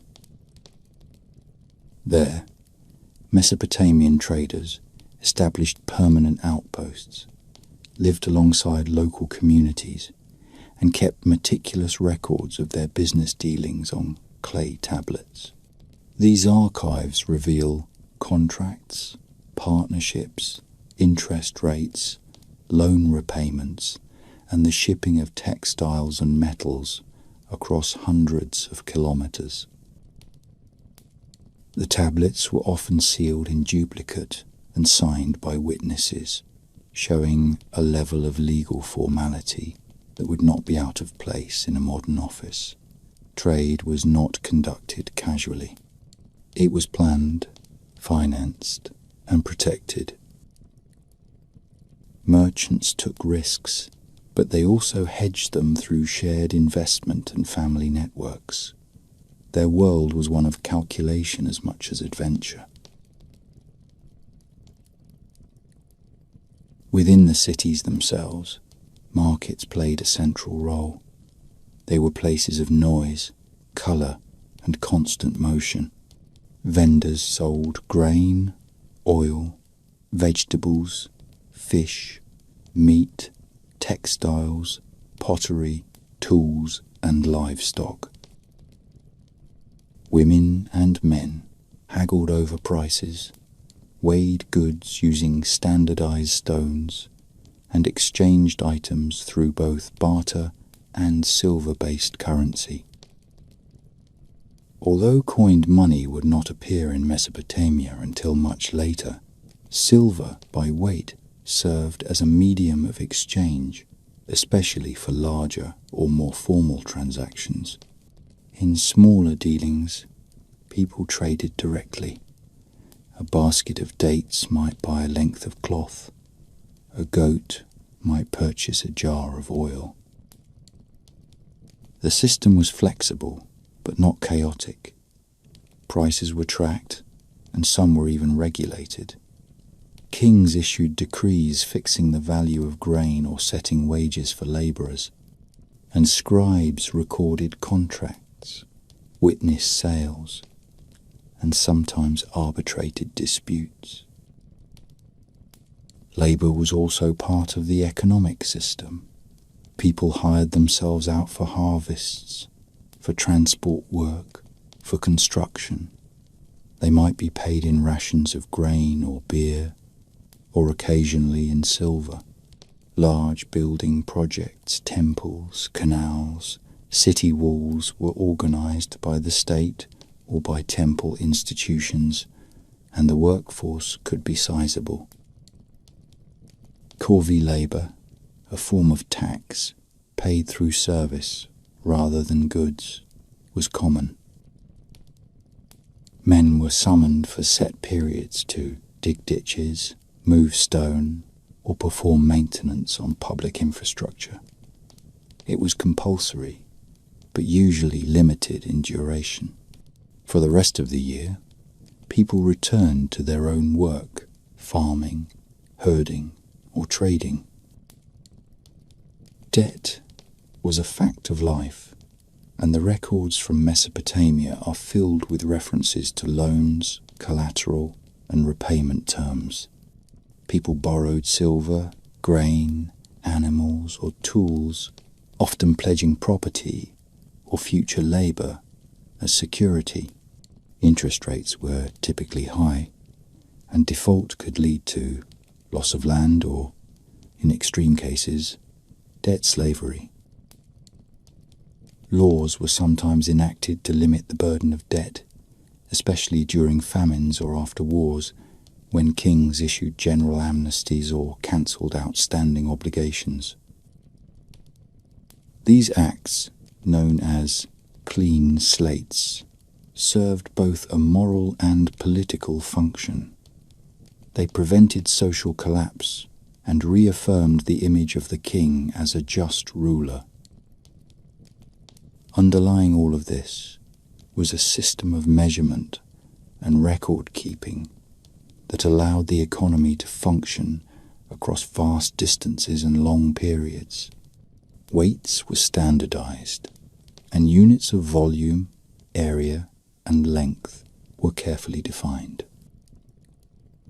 Scribal schools taught not only language but mathematics, training generations of clerks and accountants who maintained the ledgers and contracts on which trade depended.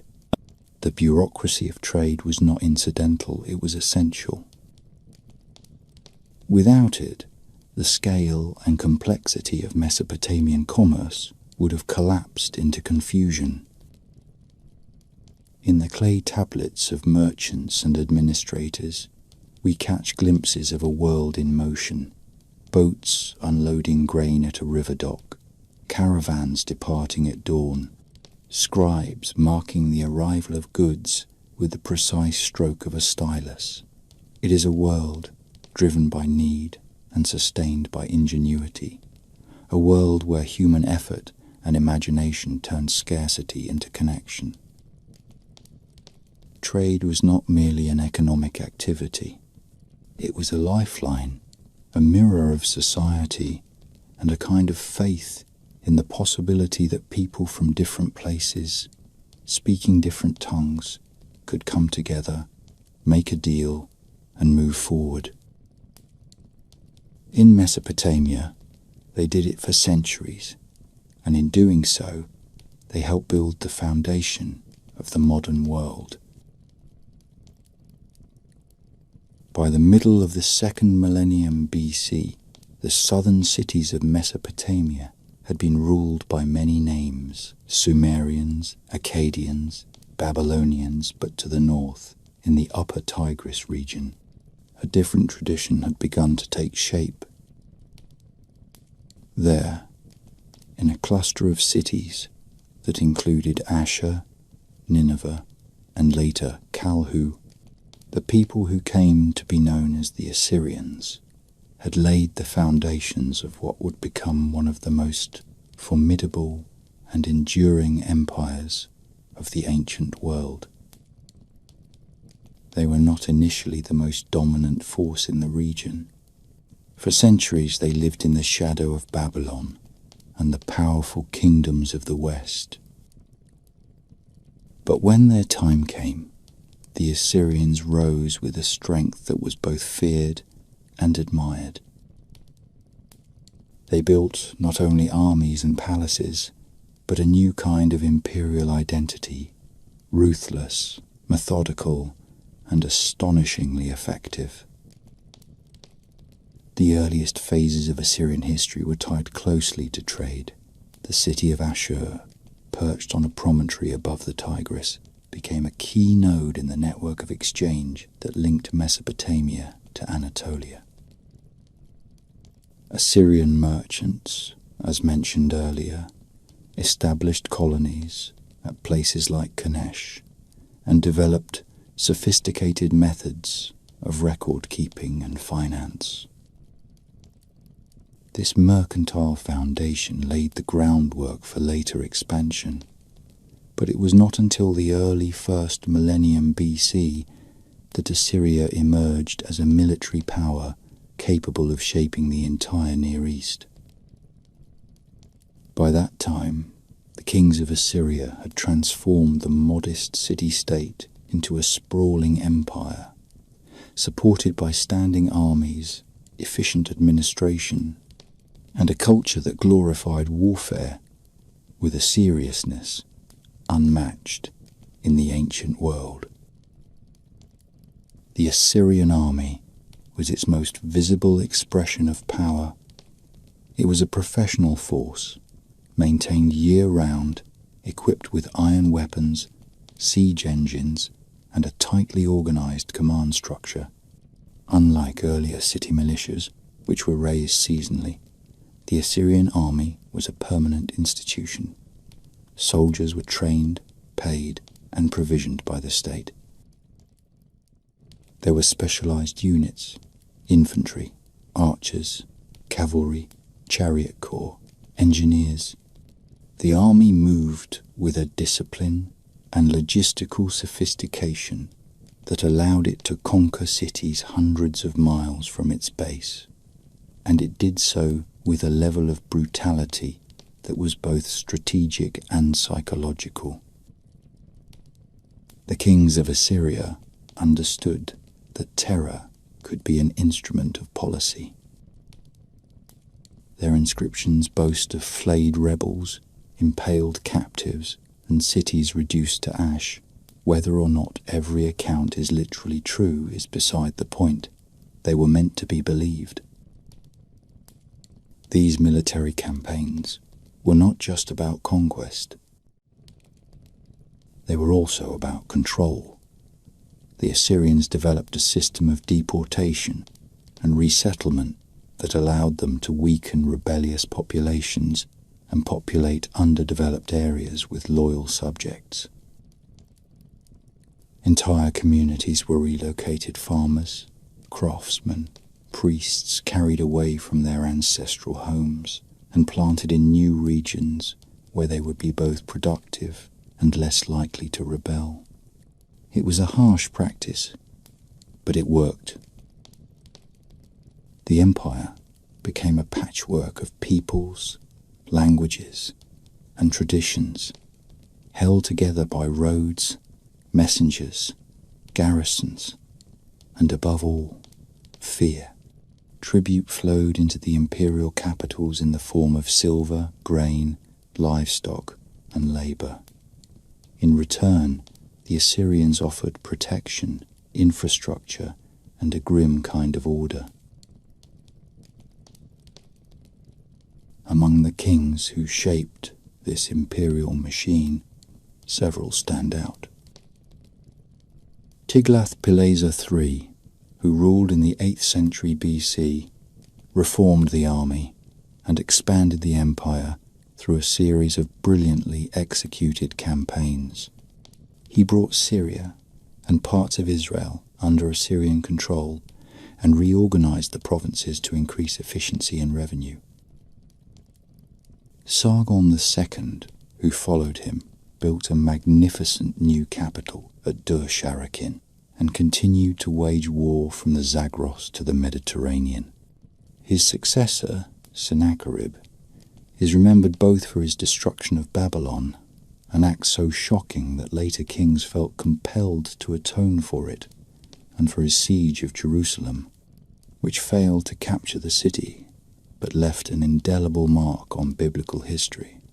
His palace at Nineveh was one of the most splendid ever built, adorned with sculpted reliefs showing the king in battle, receiving tribute or hunting lions in a carefully staged display of royal domination.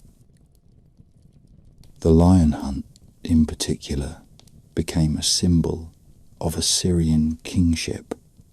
It was not sport, it was ceremony. Lions, often captured and released into enclosed arenas, were hunted by the king as a demonstration of his strength, courage, and divine favor.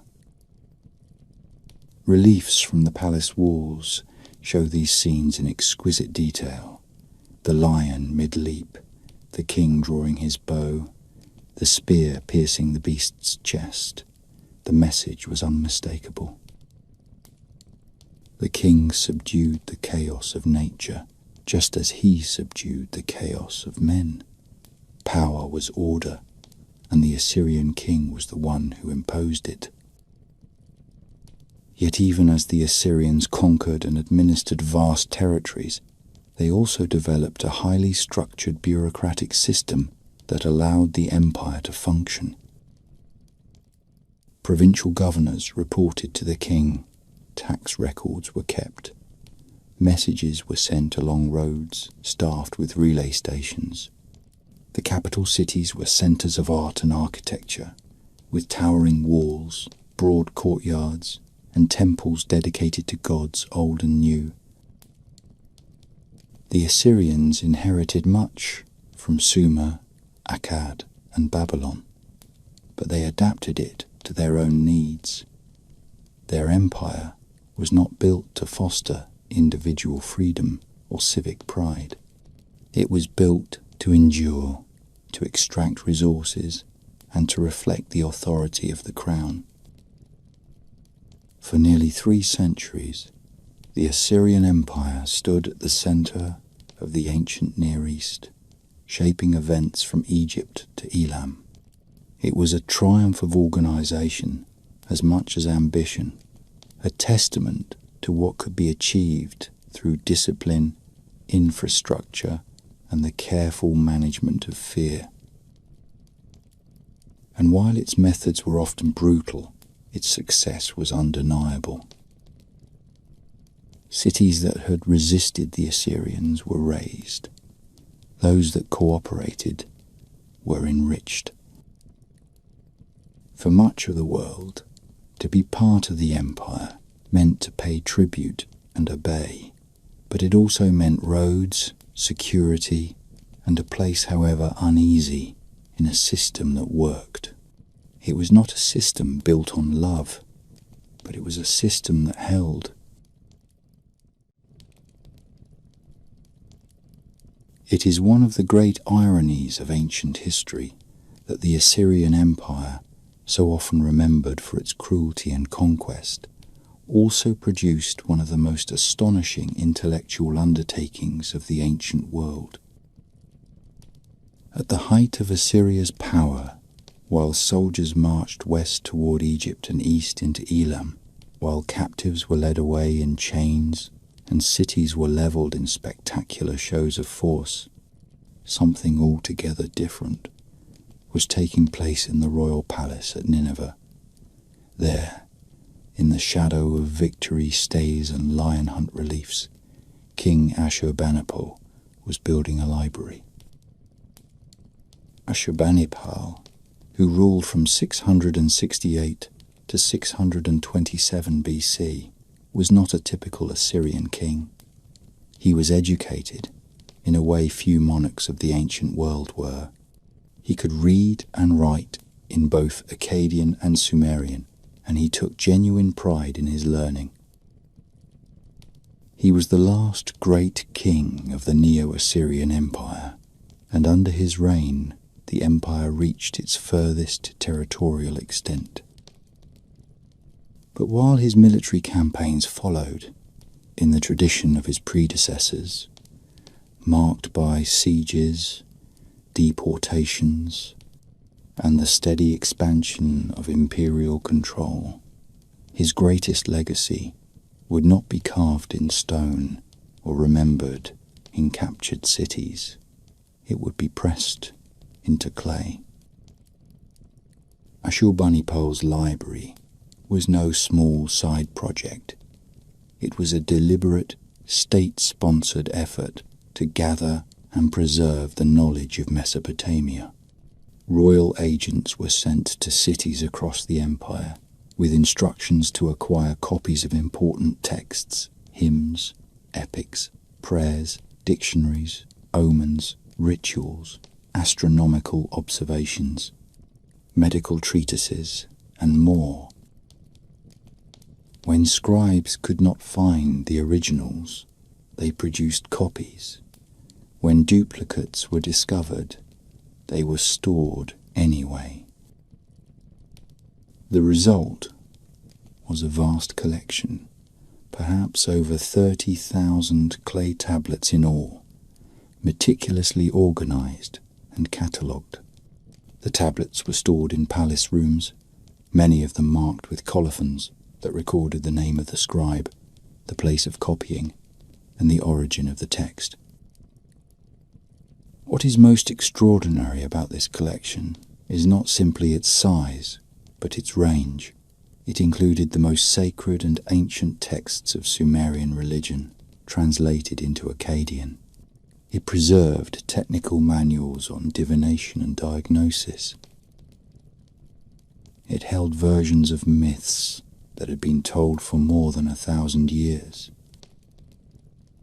Among the texts recovered from the library in modern times was the most complete version of the Epic of Gilgamesh, along with the Enuma Elish, the Babylonian creation story, and a wide assortment of spells, incantations, and omens that shaped the ritual life of the region. The library reflected the Assyrian worldview, orderly, total, and concerned with the interpretation of signs. Nothing was too old, too obscure, or too mundane to be preserved. Ashurbanipal did not build this collection simply out of intellectual curiosity. He believed that knowledge was power, that understanding the will of the gods, the meaning of dreams, and the movement of the stars could help secure the stability of the empire. The library was a tool of statecraft, as well as a repository of culture. It served priests, diviners, and royal advisors. It was a living archive, constantly updated and consulted. But it was also a monument to continuity, a recognition that the empire, for all its military might, rested on the traditions of a civilization that had begun long before the rise of Assyria and might, with effort, be preserved even after its fall. That fall came sooner than Ashurbanipal could have imagined. After his death, the empire began to unravel. Internal rebellions, combined with external threats from the Babylonians and Medes, began to erode the foundations of imperial power. By 612 BC, Nineveh itself was under siege. When it finally fell, the city was sacked and burned. The palace was destroyed. The statues were toppled. The kings were gone, but the clay tablets, hardened in the fires of destruction, survived. Buried in rubble, they remained intact for more than 2,000 years, waiting to be uncovered by archaeologists in the 19th century. It is one of the quiet miracles of history that a library created by a warrior king in a city of brutal grandeur should endure through disaster and oblivion, allowing modern readers to hold in their hands the words of a world otherwise lost. The Assyrian library of Ashurbanipal is now regarded as one of the great achievements of the ancient world, not because it was the first library or the largest, but because it preserved the intellectual life of an entire civilization. It was, in a real sense, the last great breath of the Sumerian and Akkadian traditions, a final attempt to record, categorize, and transmit the knowledge of a culture that had given the world writing, law, literature, and empire. The Assyrians had ruled through fear, but they had also built with vision, and in this library, that vision found its most enduring form. It is fitting, perhaps, that the empire which had once tried to conquer the known world should be remembered not only for its armies and walls, but for its scribes. For all the power of Assyrian kings, it is the quiet marks on clay tablets made by careful hands in lamplit rooms that have lasted longest. In the end, it was not the lion hunts or the palace reliefs that spoke most clearly across time. It was the written word, fragile but persistent, carrying the thoughts, fears, hopes, and knowledge of a people who ruled with iron and remembered with clay.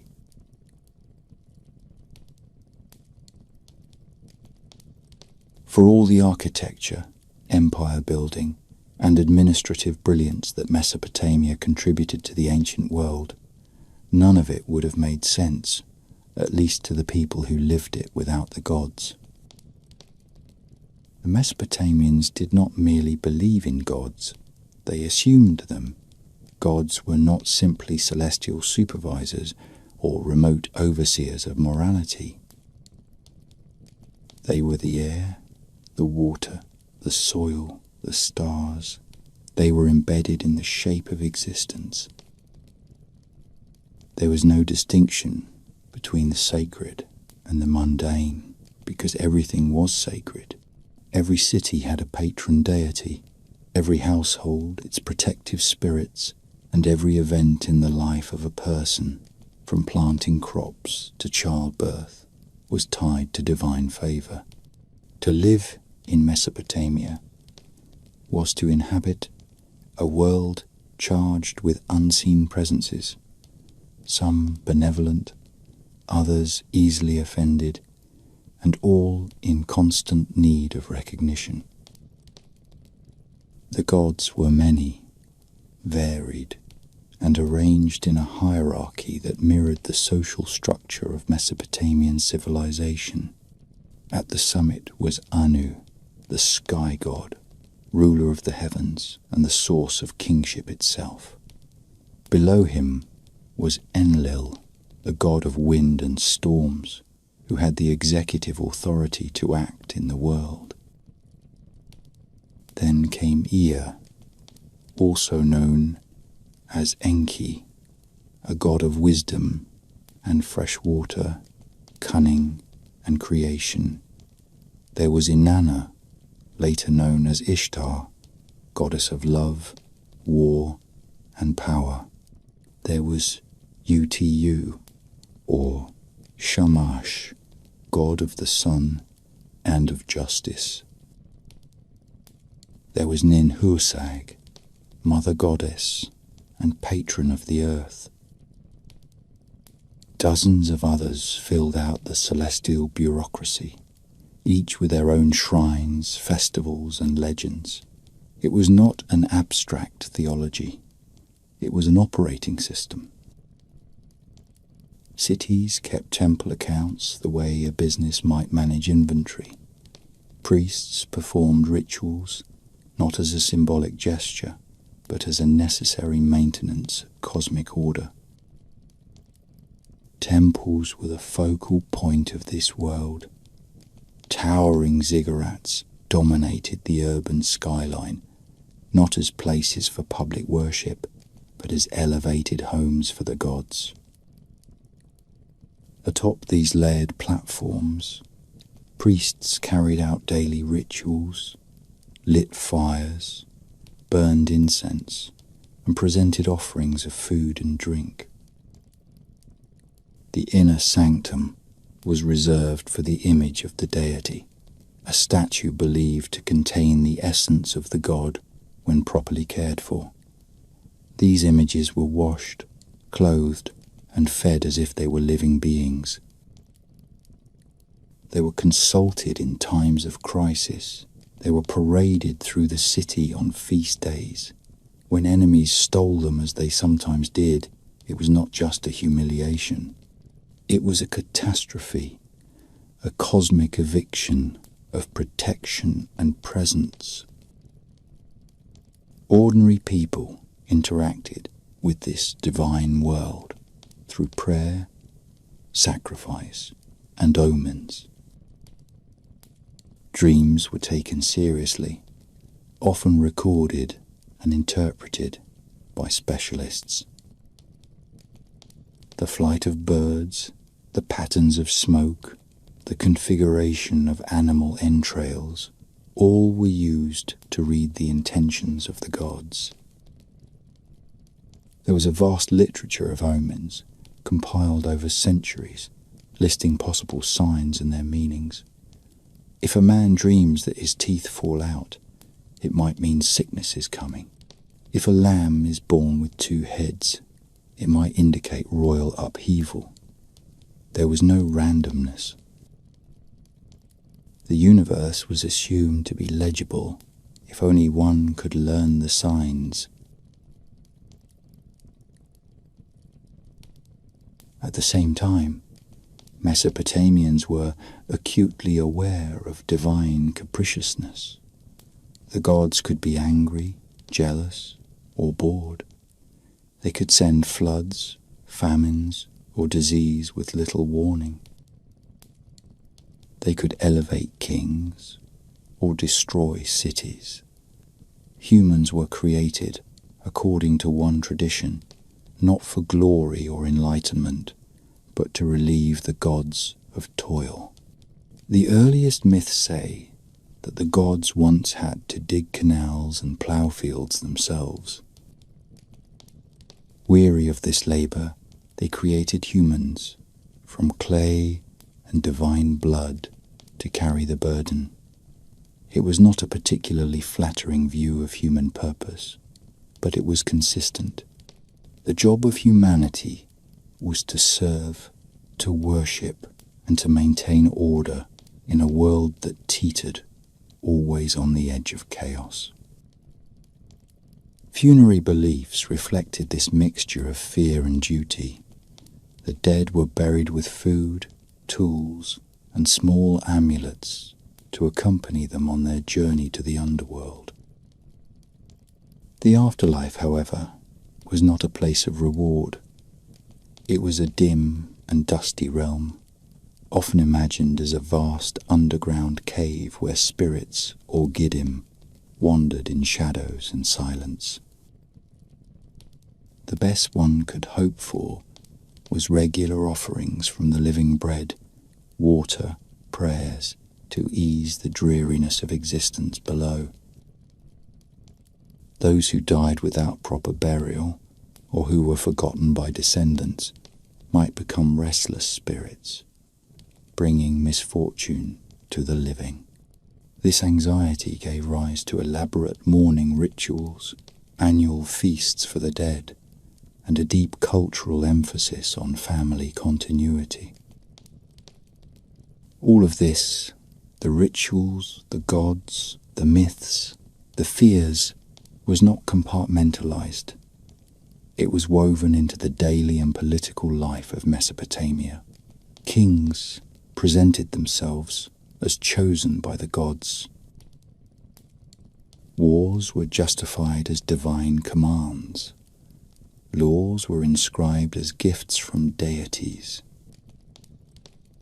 Even innovation, such as the invention of writing or the construction of cities, was attributed to the gods. To question divine authority was not merely impious, it was irrational. The world made sense through the divine. It had purpose and logic because it had gods who shaped its every movement. Without them, the stars would not shine, the rivers would not flood, and life itself would lose its pattern. And yet, for all their devotion, the Mesopotamians were not passive. Their texts reveal a kind of tragic wisdom, a recognition that suffering comes even to the faithful, that the gods can be inscrutable, and that justice is not always visible in this life. In prayers and laments, they ask why the innocent suffer, why temples fall, why the gods remain silent. There is doubt, but not rejection. There is questioning, but always within the framework of belief. It is a theology of participation rather than certainty. A world where humanity is always trying, with mixed success, to understand its place in a vast and often unknowable order. Among all the myths, prayers, and incantations written in the long, winding history of Mesopotamian civilization, no single work offers a more profound window into their imagination and values than the Epic of Gilgamesh. It is not merely a story about kings and monsters. It is, in its essence, a meditation on mortality, a philosophical inquiry pressed into clay by a people who knew very well that even the greatest walls would one day fall, and even the most powerful kings would one day be dust. First written in Sumerian, and later fully formed in Akkadian, the epic was recopied and reinterpreted for centuries, from the old Babylonian period to the library of Ashurbanipal and beyond. And even though it disappeared from human memory for more than 2,000 years, when it finally re-emerged in the 19th century, it felt startlingly modern. The hero of the tale, Gilgamesh, was a real king, at least in origin, who likely ruled the city of Uruk sometime around 2700 BC. But the figure who appears in the epic is not merely a historical monarch, he is a titan, 2/3 divine and 1/3 human, a man of impossible strength and equally impossible arrogance. In the early parts of the story, he is a tyrant, building lavish projects and exhausting his people. The gods, dismayed, create a wild man named Enkidu to confront him. Enkidu lives with animals, drinks from rivers, and knows nothing of cities. But after being seduced and tamed by a temple priestess, he becomes civilized, and the two men meet in combat. They fight, then become inseparable companions. It is one of the earliest recorded examples of male friendship in literature, and its emotional core gives the story a depth that transcends its mythological setting. Together, Gilgamesh and Enkidu undertake dangerous adventures. They slay Humbabar, guardian of the cedar forest, and kill the bull of heaven sent by the goddess Ishtar. These feats bring them glory, but they also bring consequence. The gods decree that Enkidu must die. His death is neither noble nor swift. He suffers, curses his fate, and eventually falls silent. The pain of loss shatters Gilgamesh. His grief is raw and consuming. Suddenly aware of his own mortality, he abandons his kingdom and wanders the world in search of a way to defeat death. His journey takes him across deserts and seas to the ends of the earth, where he meets Utnapishtim, a man who survived a great flood and was granted immortality by the gods. Utnapishtim tells him the secret of a plant that can restore youth. Gilgamesh finds it, but as he bathes, a serpent steals it away. Defeated, he returns to Uruk, not with eternal life, but with the knowledge that such a thing is not for humans. The themes of the epic are as old as civilization itself: friendship, loss, pride, fate, and the limits of human ambition. But what makes the Epic of Gilgamesh so haunting is its clarity about the human condition. It offers no easy answers, no final redemption. The gods are distant, death is certain, even great heroes are undone. And yet, in the final lines, when Gilgamesh returns to his city, he looks not at his own achievements, but at the walls of Uruk, those mighty ramparts he helped build. He urges the reader to look at them too, to take comfort, not in eternal life, but in the work one leaves behind. It is a profoundly human conclusion. If immortality is denied, then let memory and creation be enough. Beyond Gilgamesh, Mesopotamian literature includes a vast range of genres: hymns to gods and goddesses, moral instructions, legal proverbs, astrological texts, fables, laments, and curses. Some were deeply theological, others sharply practical. There are lullabies and school dialogues, letters from sons apologizing to angry fathers, and even complaints from customers about substandard copper. The texts reveal a people deeply attentive to language, form, and nuance. Scribes were trained not only to copy, but to compose. In scribal schools, students practiced with word lists, legal cases, and model texts. They studied parallelism, metaphor, and structure.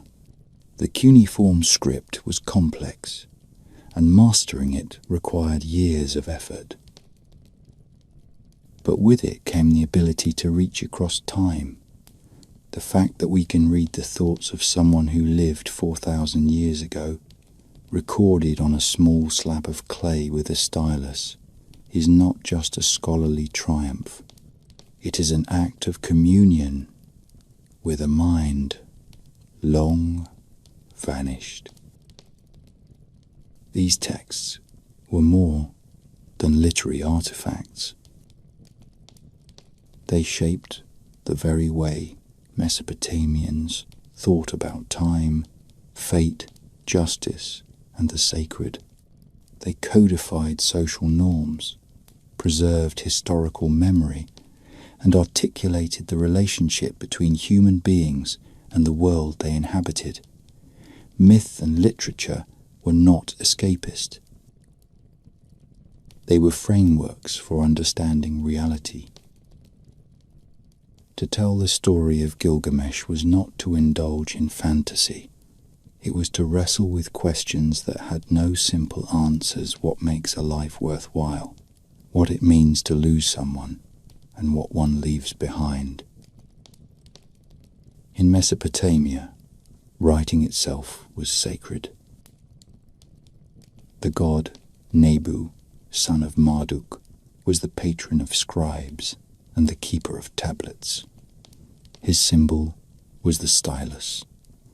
To write was to engage with the divine, to impose order on the chaos of experience. It is easy, with modern eyes, to see ancient texts as relics of a vanished age, but to the people who composed, copied, and recited them, they were alive, they breathed, they taught, they warned, and they offered, in the face of floods and empires, something like permanence. When people think of ancient Mesopotamia, the name Babylon tends to rise like a monument in the mind. It has the sound of grandeur, of gold-drenched palaces and hanging gardens, of mighty towers touching the heavens. It calls to mind tales of divine languages confused and empires brought low. Even in its ruins, Babylon has lingered in the imagination, like few other places. But the real story of Babylon, its first rise, its early kings, and its momentous contributions to the history of government and law, is every bit as impressive as the legends that came after it. Babylon, before it became a symbol, was a city of power, strategy, and reform, located on the broad plain where the Euphrates curved and commerce flowed in every direction. The city of Babylon did not begin with greatness. In its earliest centuries, it was a modest settlement, overshadowed by more established centres like Ur, Uruk, and Isin. But geography is destiny, and Babylon happened to sit at the crossroads of irrigation canals, trade routes, and fertile fields. It was perfectly positioned to rise when the political balance of the region shifted. That moment came in the early 18th century BC, during the period known as the Old Babylonian era. The south was fractured into competing kingdoms, and the north was still reeling from the decline of earlier dynasties. Into this landscape stepped Hammurabi, a king of relatively minor origin, who would become one of the most consequential rulers in the history of the ancient world. Hammurabi did not seize power through brute conquest alone. He ruled for more than 40 years and built his empire not in a sudden burst, but in a deliberate series of campaigns, alliances, and reforms. He fought when necessary, but he also negotiated, absorbed rivals, and consolidated power with an eye for long-term control. By the end of his reign, He had united much of southern Mesopotamia under Babylonian rule, stretching his influence from the Persian Gulf to the borders of Assyria. Yet, military strength was only part of his achievement. What truly set Hammurabi apart was his transformation of royal power into an instrument of justice and administration. He was not the first to issue laws, but he was the first to do so with such sweeping ambition and clarity of purpose. The Code of Hammurabi is his most famous legacy, etched in stone and standing more than 7 feet tall, topped by an image of the king receiving authority from Shamash, the god of justice. It is not, as is sometimes imagined, a comprehensive legal manual. Rather, it is a curated collection of judgments, case precedents, and principles, arranged to present a vision of order in a world that often lacked it. The laws cover everything from trade and property to marriage, theft, assault, and the responsibilities of builders, shepherds, and boatmen. They reflect a complex society in which personal status, free, dependent, or enslaved, mattered enormously, and in which justice was less about equality and more about calibrated reciprocity. There is a famous harshness to many of the laws, and rightly so. A builder whose poorly constructed house collapsed and killed the owner's son was to have his own son put to death. A thief caught breaking into a house was to be executed at the breach. A woman accused of adultery might be thrown into the river, while a man who committed incest faced mutilation.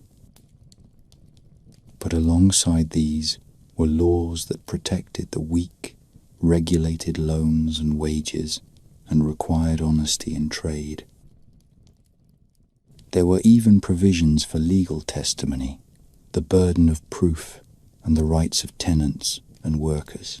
The code was not merely punitive, it was a charter for governance. And more importantly, it was public. Copies were placed in temples where they could be seen, if not read by all. Hammurabi's reforms extended beyond law into the very infrastructure of the kingdom. He commissioned canals, rebuilt temples, and standardized administrative procedures. Under his rule, Babylon became not only a capital, but a symbol of unified governance. Priests, judges, and scribes were brought into alignment under a central authority. Taxes were assessed with greater regularity. Correspondence with outlying officials was maintained with increasing formality. It was an effort not just to rule, but to shape a society capable of sustaining itself without constant war. In that sense, Hammurabi was both a traditional king and something more modern, a lawgiver, a builder, and a systematizer. The image of Hammurabi that survives through his code is carefully constructed. He portrays himself not simply as a warrior or conqueror, but as a shepherd of his people, chosen by the gods to bring justice to the land. Whether or not this was true in practice, it was revolutionary as a political ideal. For the first time in recorded history, we see a ruler presenting himself as accountable to a standard of fairness, even if he stood above it. That idea that law should be applied, recorded, and remembered has shaped every civilization since.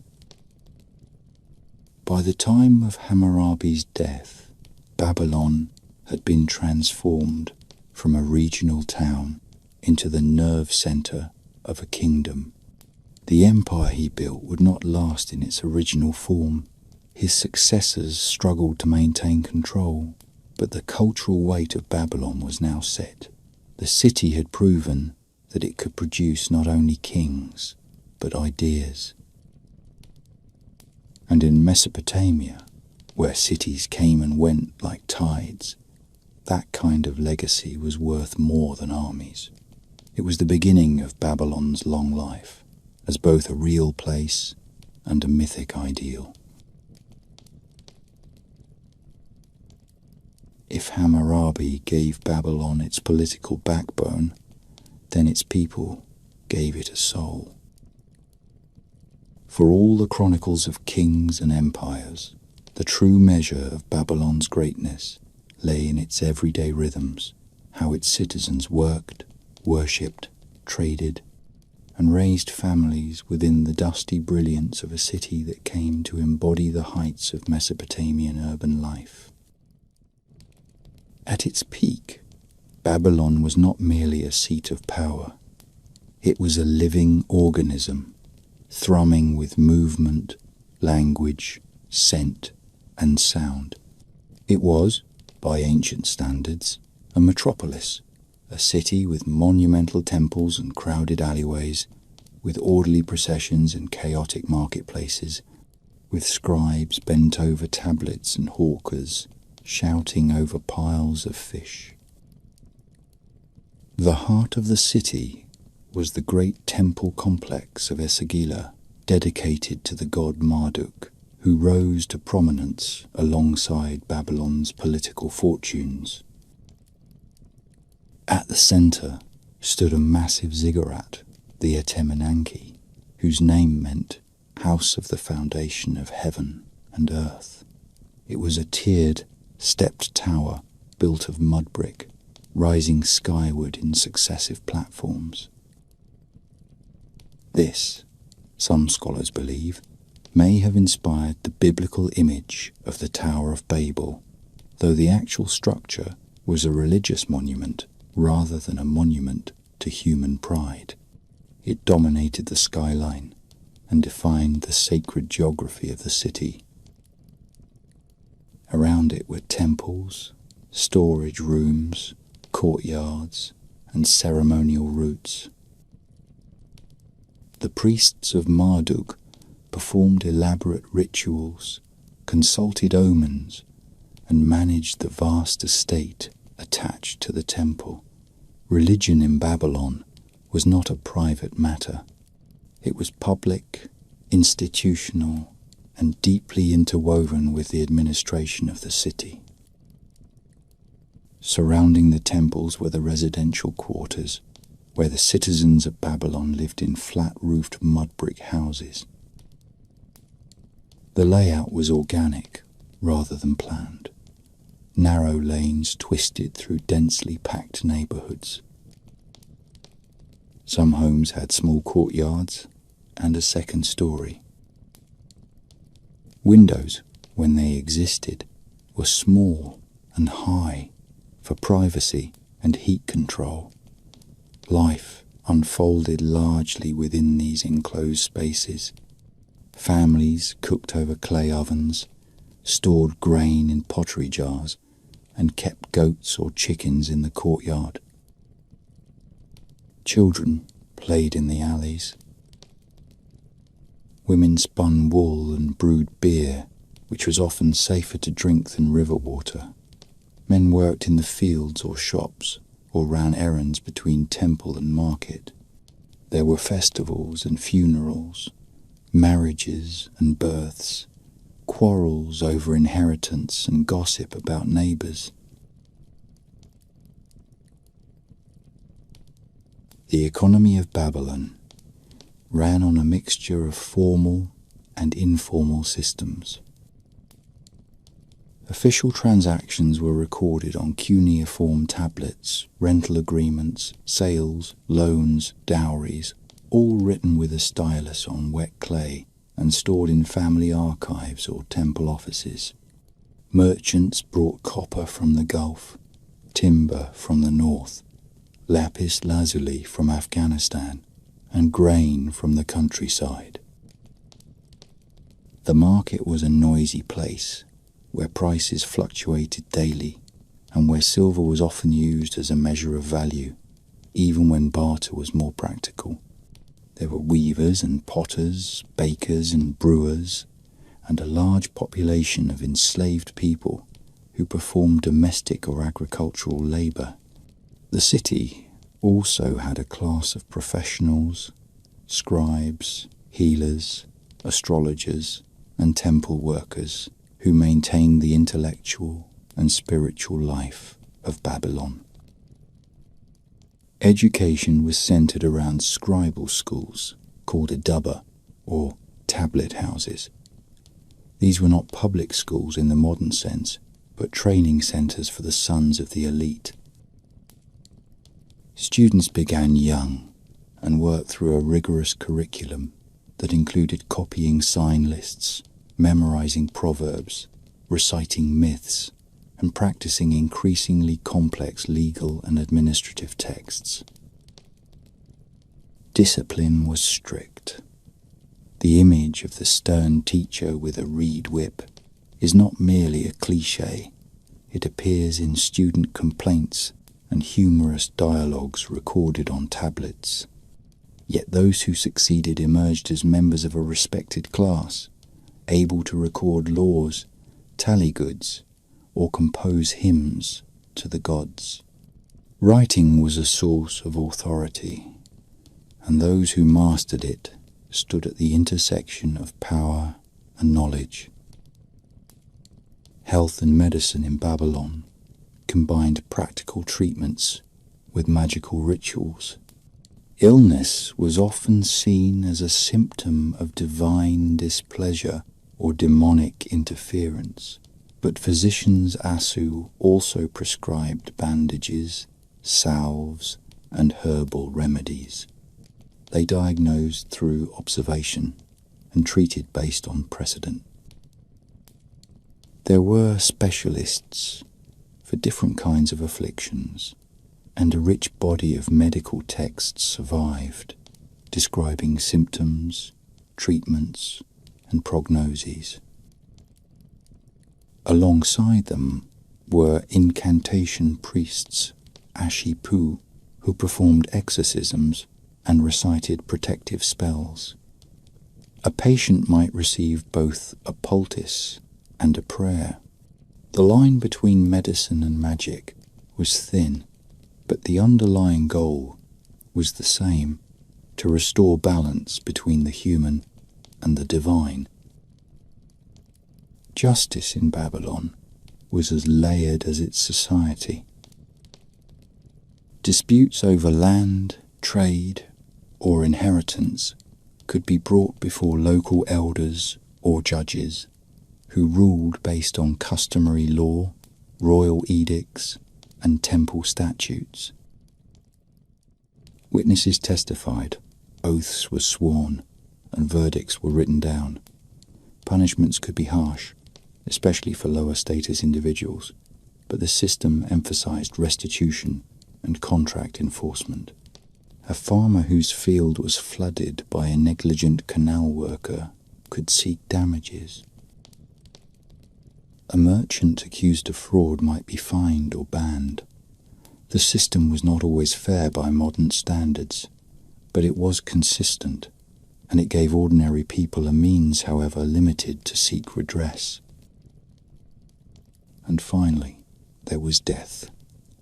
Funerary customs in Babylon, as elsewhere in Mesopotamia, involved careful attention to burial and memory.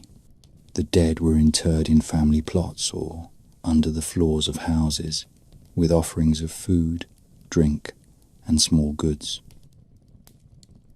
Families were expected to maintain regular rituals to care for the spirits of the departed. Neglect could result in misfortune, not only for the dead but for the living.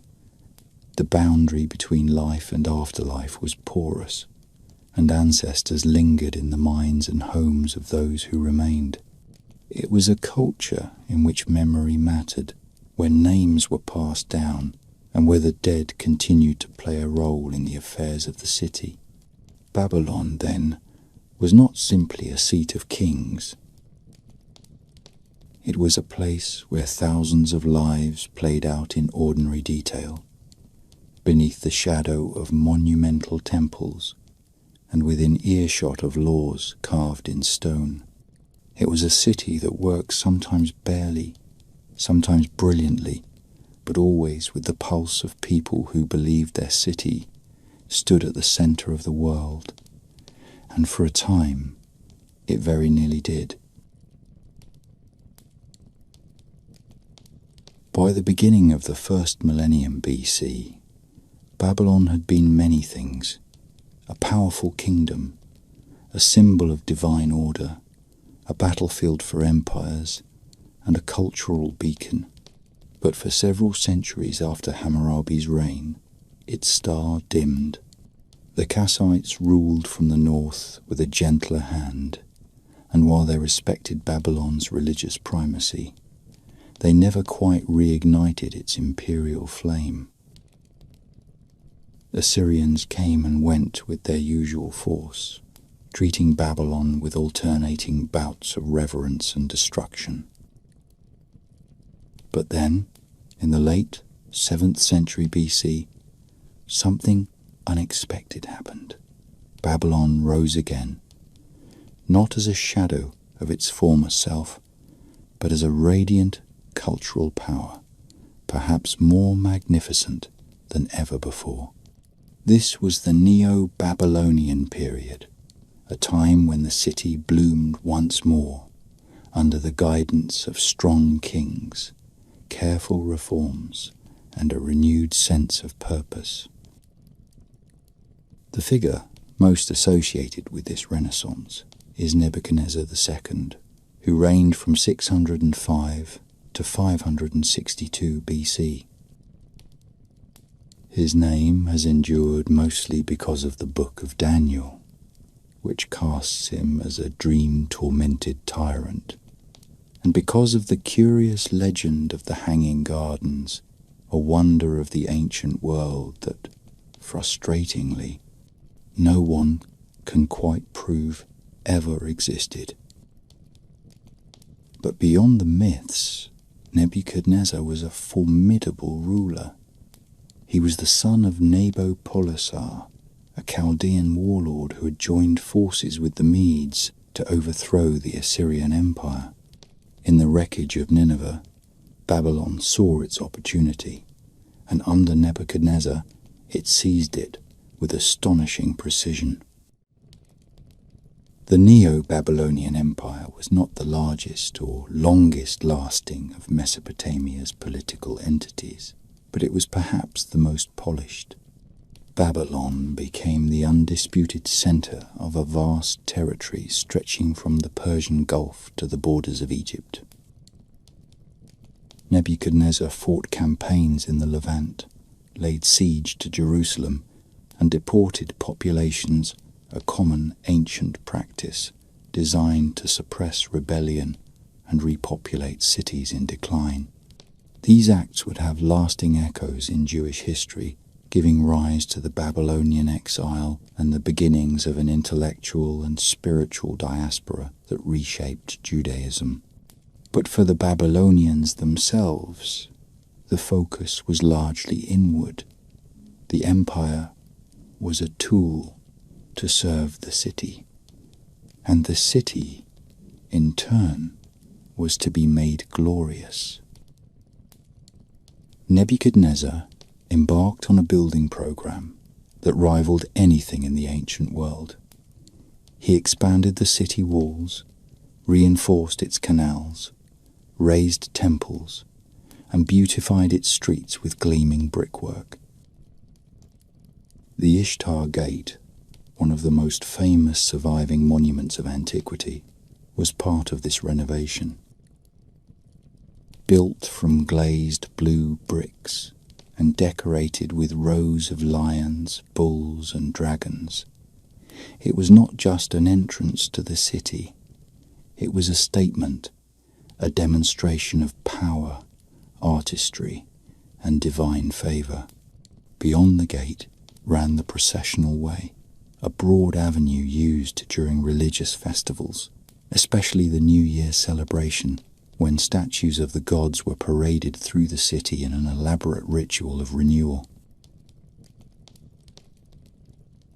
Religiously, Babylon remained centered around Marduk, who had risen to the top of the Mesopotamian pantheon during the earlier periods, and now stood as the city's divine protector and source of royal legitimacy. The New Year festival, or Akitu, was the high point of the religious calendar. Over 11 days, the drama of cosmic order was reenacted, with readings of the Enuma Elish, sacred rites, processions, and symbolic acts of submission by the king before the statue of the god. These rituals reinforced the ideology that Babylon was the axis of the universe, where heaven and earth were joined, and where the king served as the earthly steward of divine will. Administratively, the Neo-Babylonian state was highly organized. Land ownership was carefully recorded, temple estates were vast and efficient, and taxes were levied in silver, grain, and labor. The economy, though based on agriculture, was increasingly commercial. Merchants operated on credit, invested in trade ventures, and dealt in commodities that ranged from wool and dates to copper and wine. Babylonian astronomers tracked planetary movements with impressive accuracy, producing tables that would eventually influence Greek and Islamic science. There was even a form of postal system, with clay tablets enclosed in clay envelopes and marked with seals to guarantee their authenticity. But for all its splendor, this was a fragile glory. The empire relied on strong leadership and a delicate balance of regional loyalties. Beneath the surface, tensions simmered. There were rivalries among priestly elites, discontent among displaced populations, and growing pressure from the rising power to the east, the Persians, led by a brilliant and ambitious leader named Cyrus. The final decades of Babylon's independence were marked by uncertainty.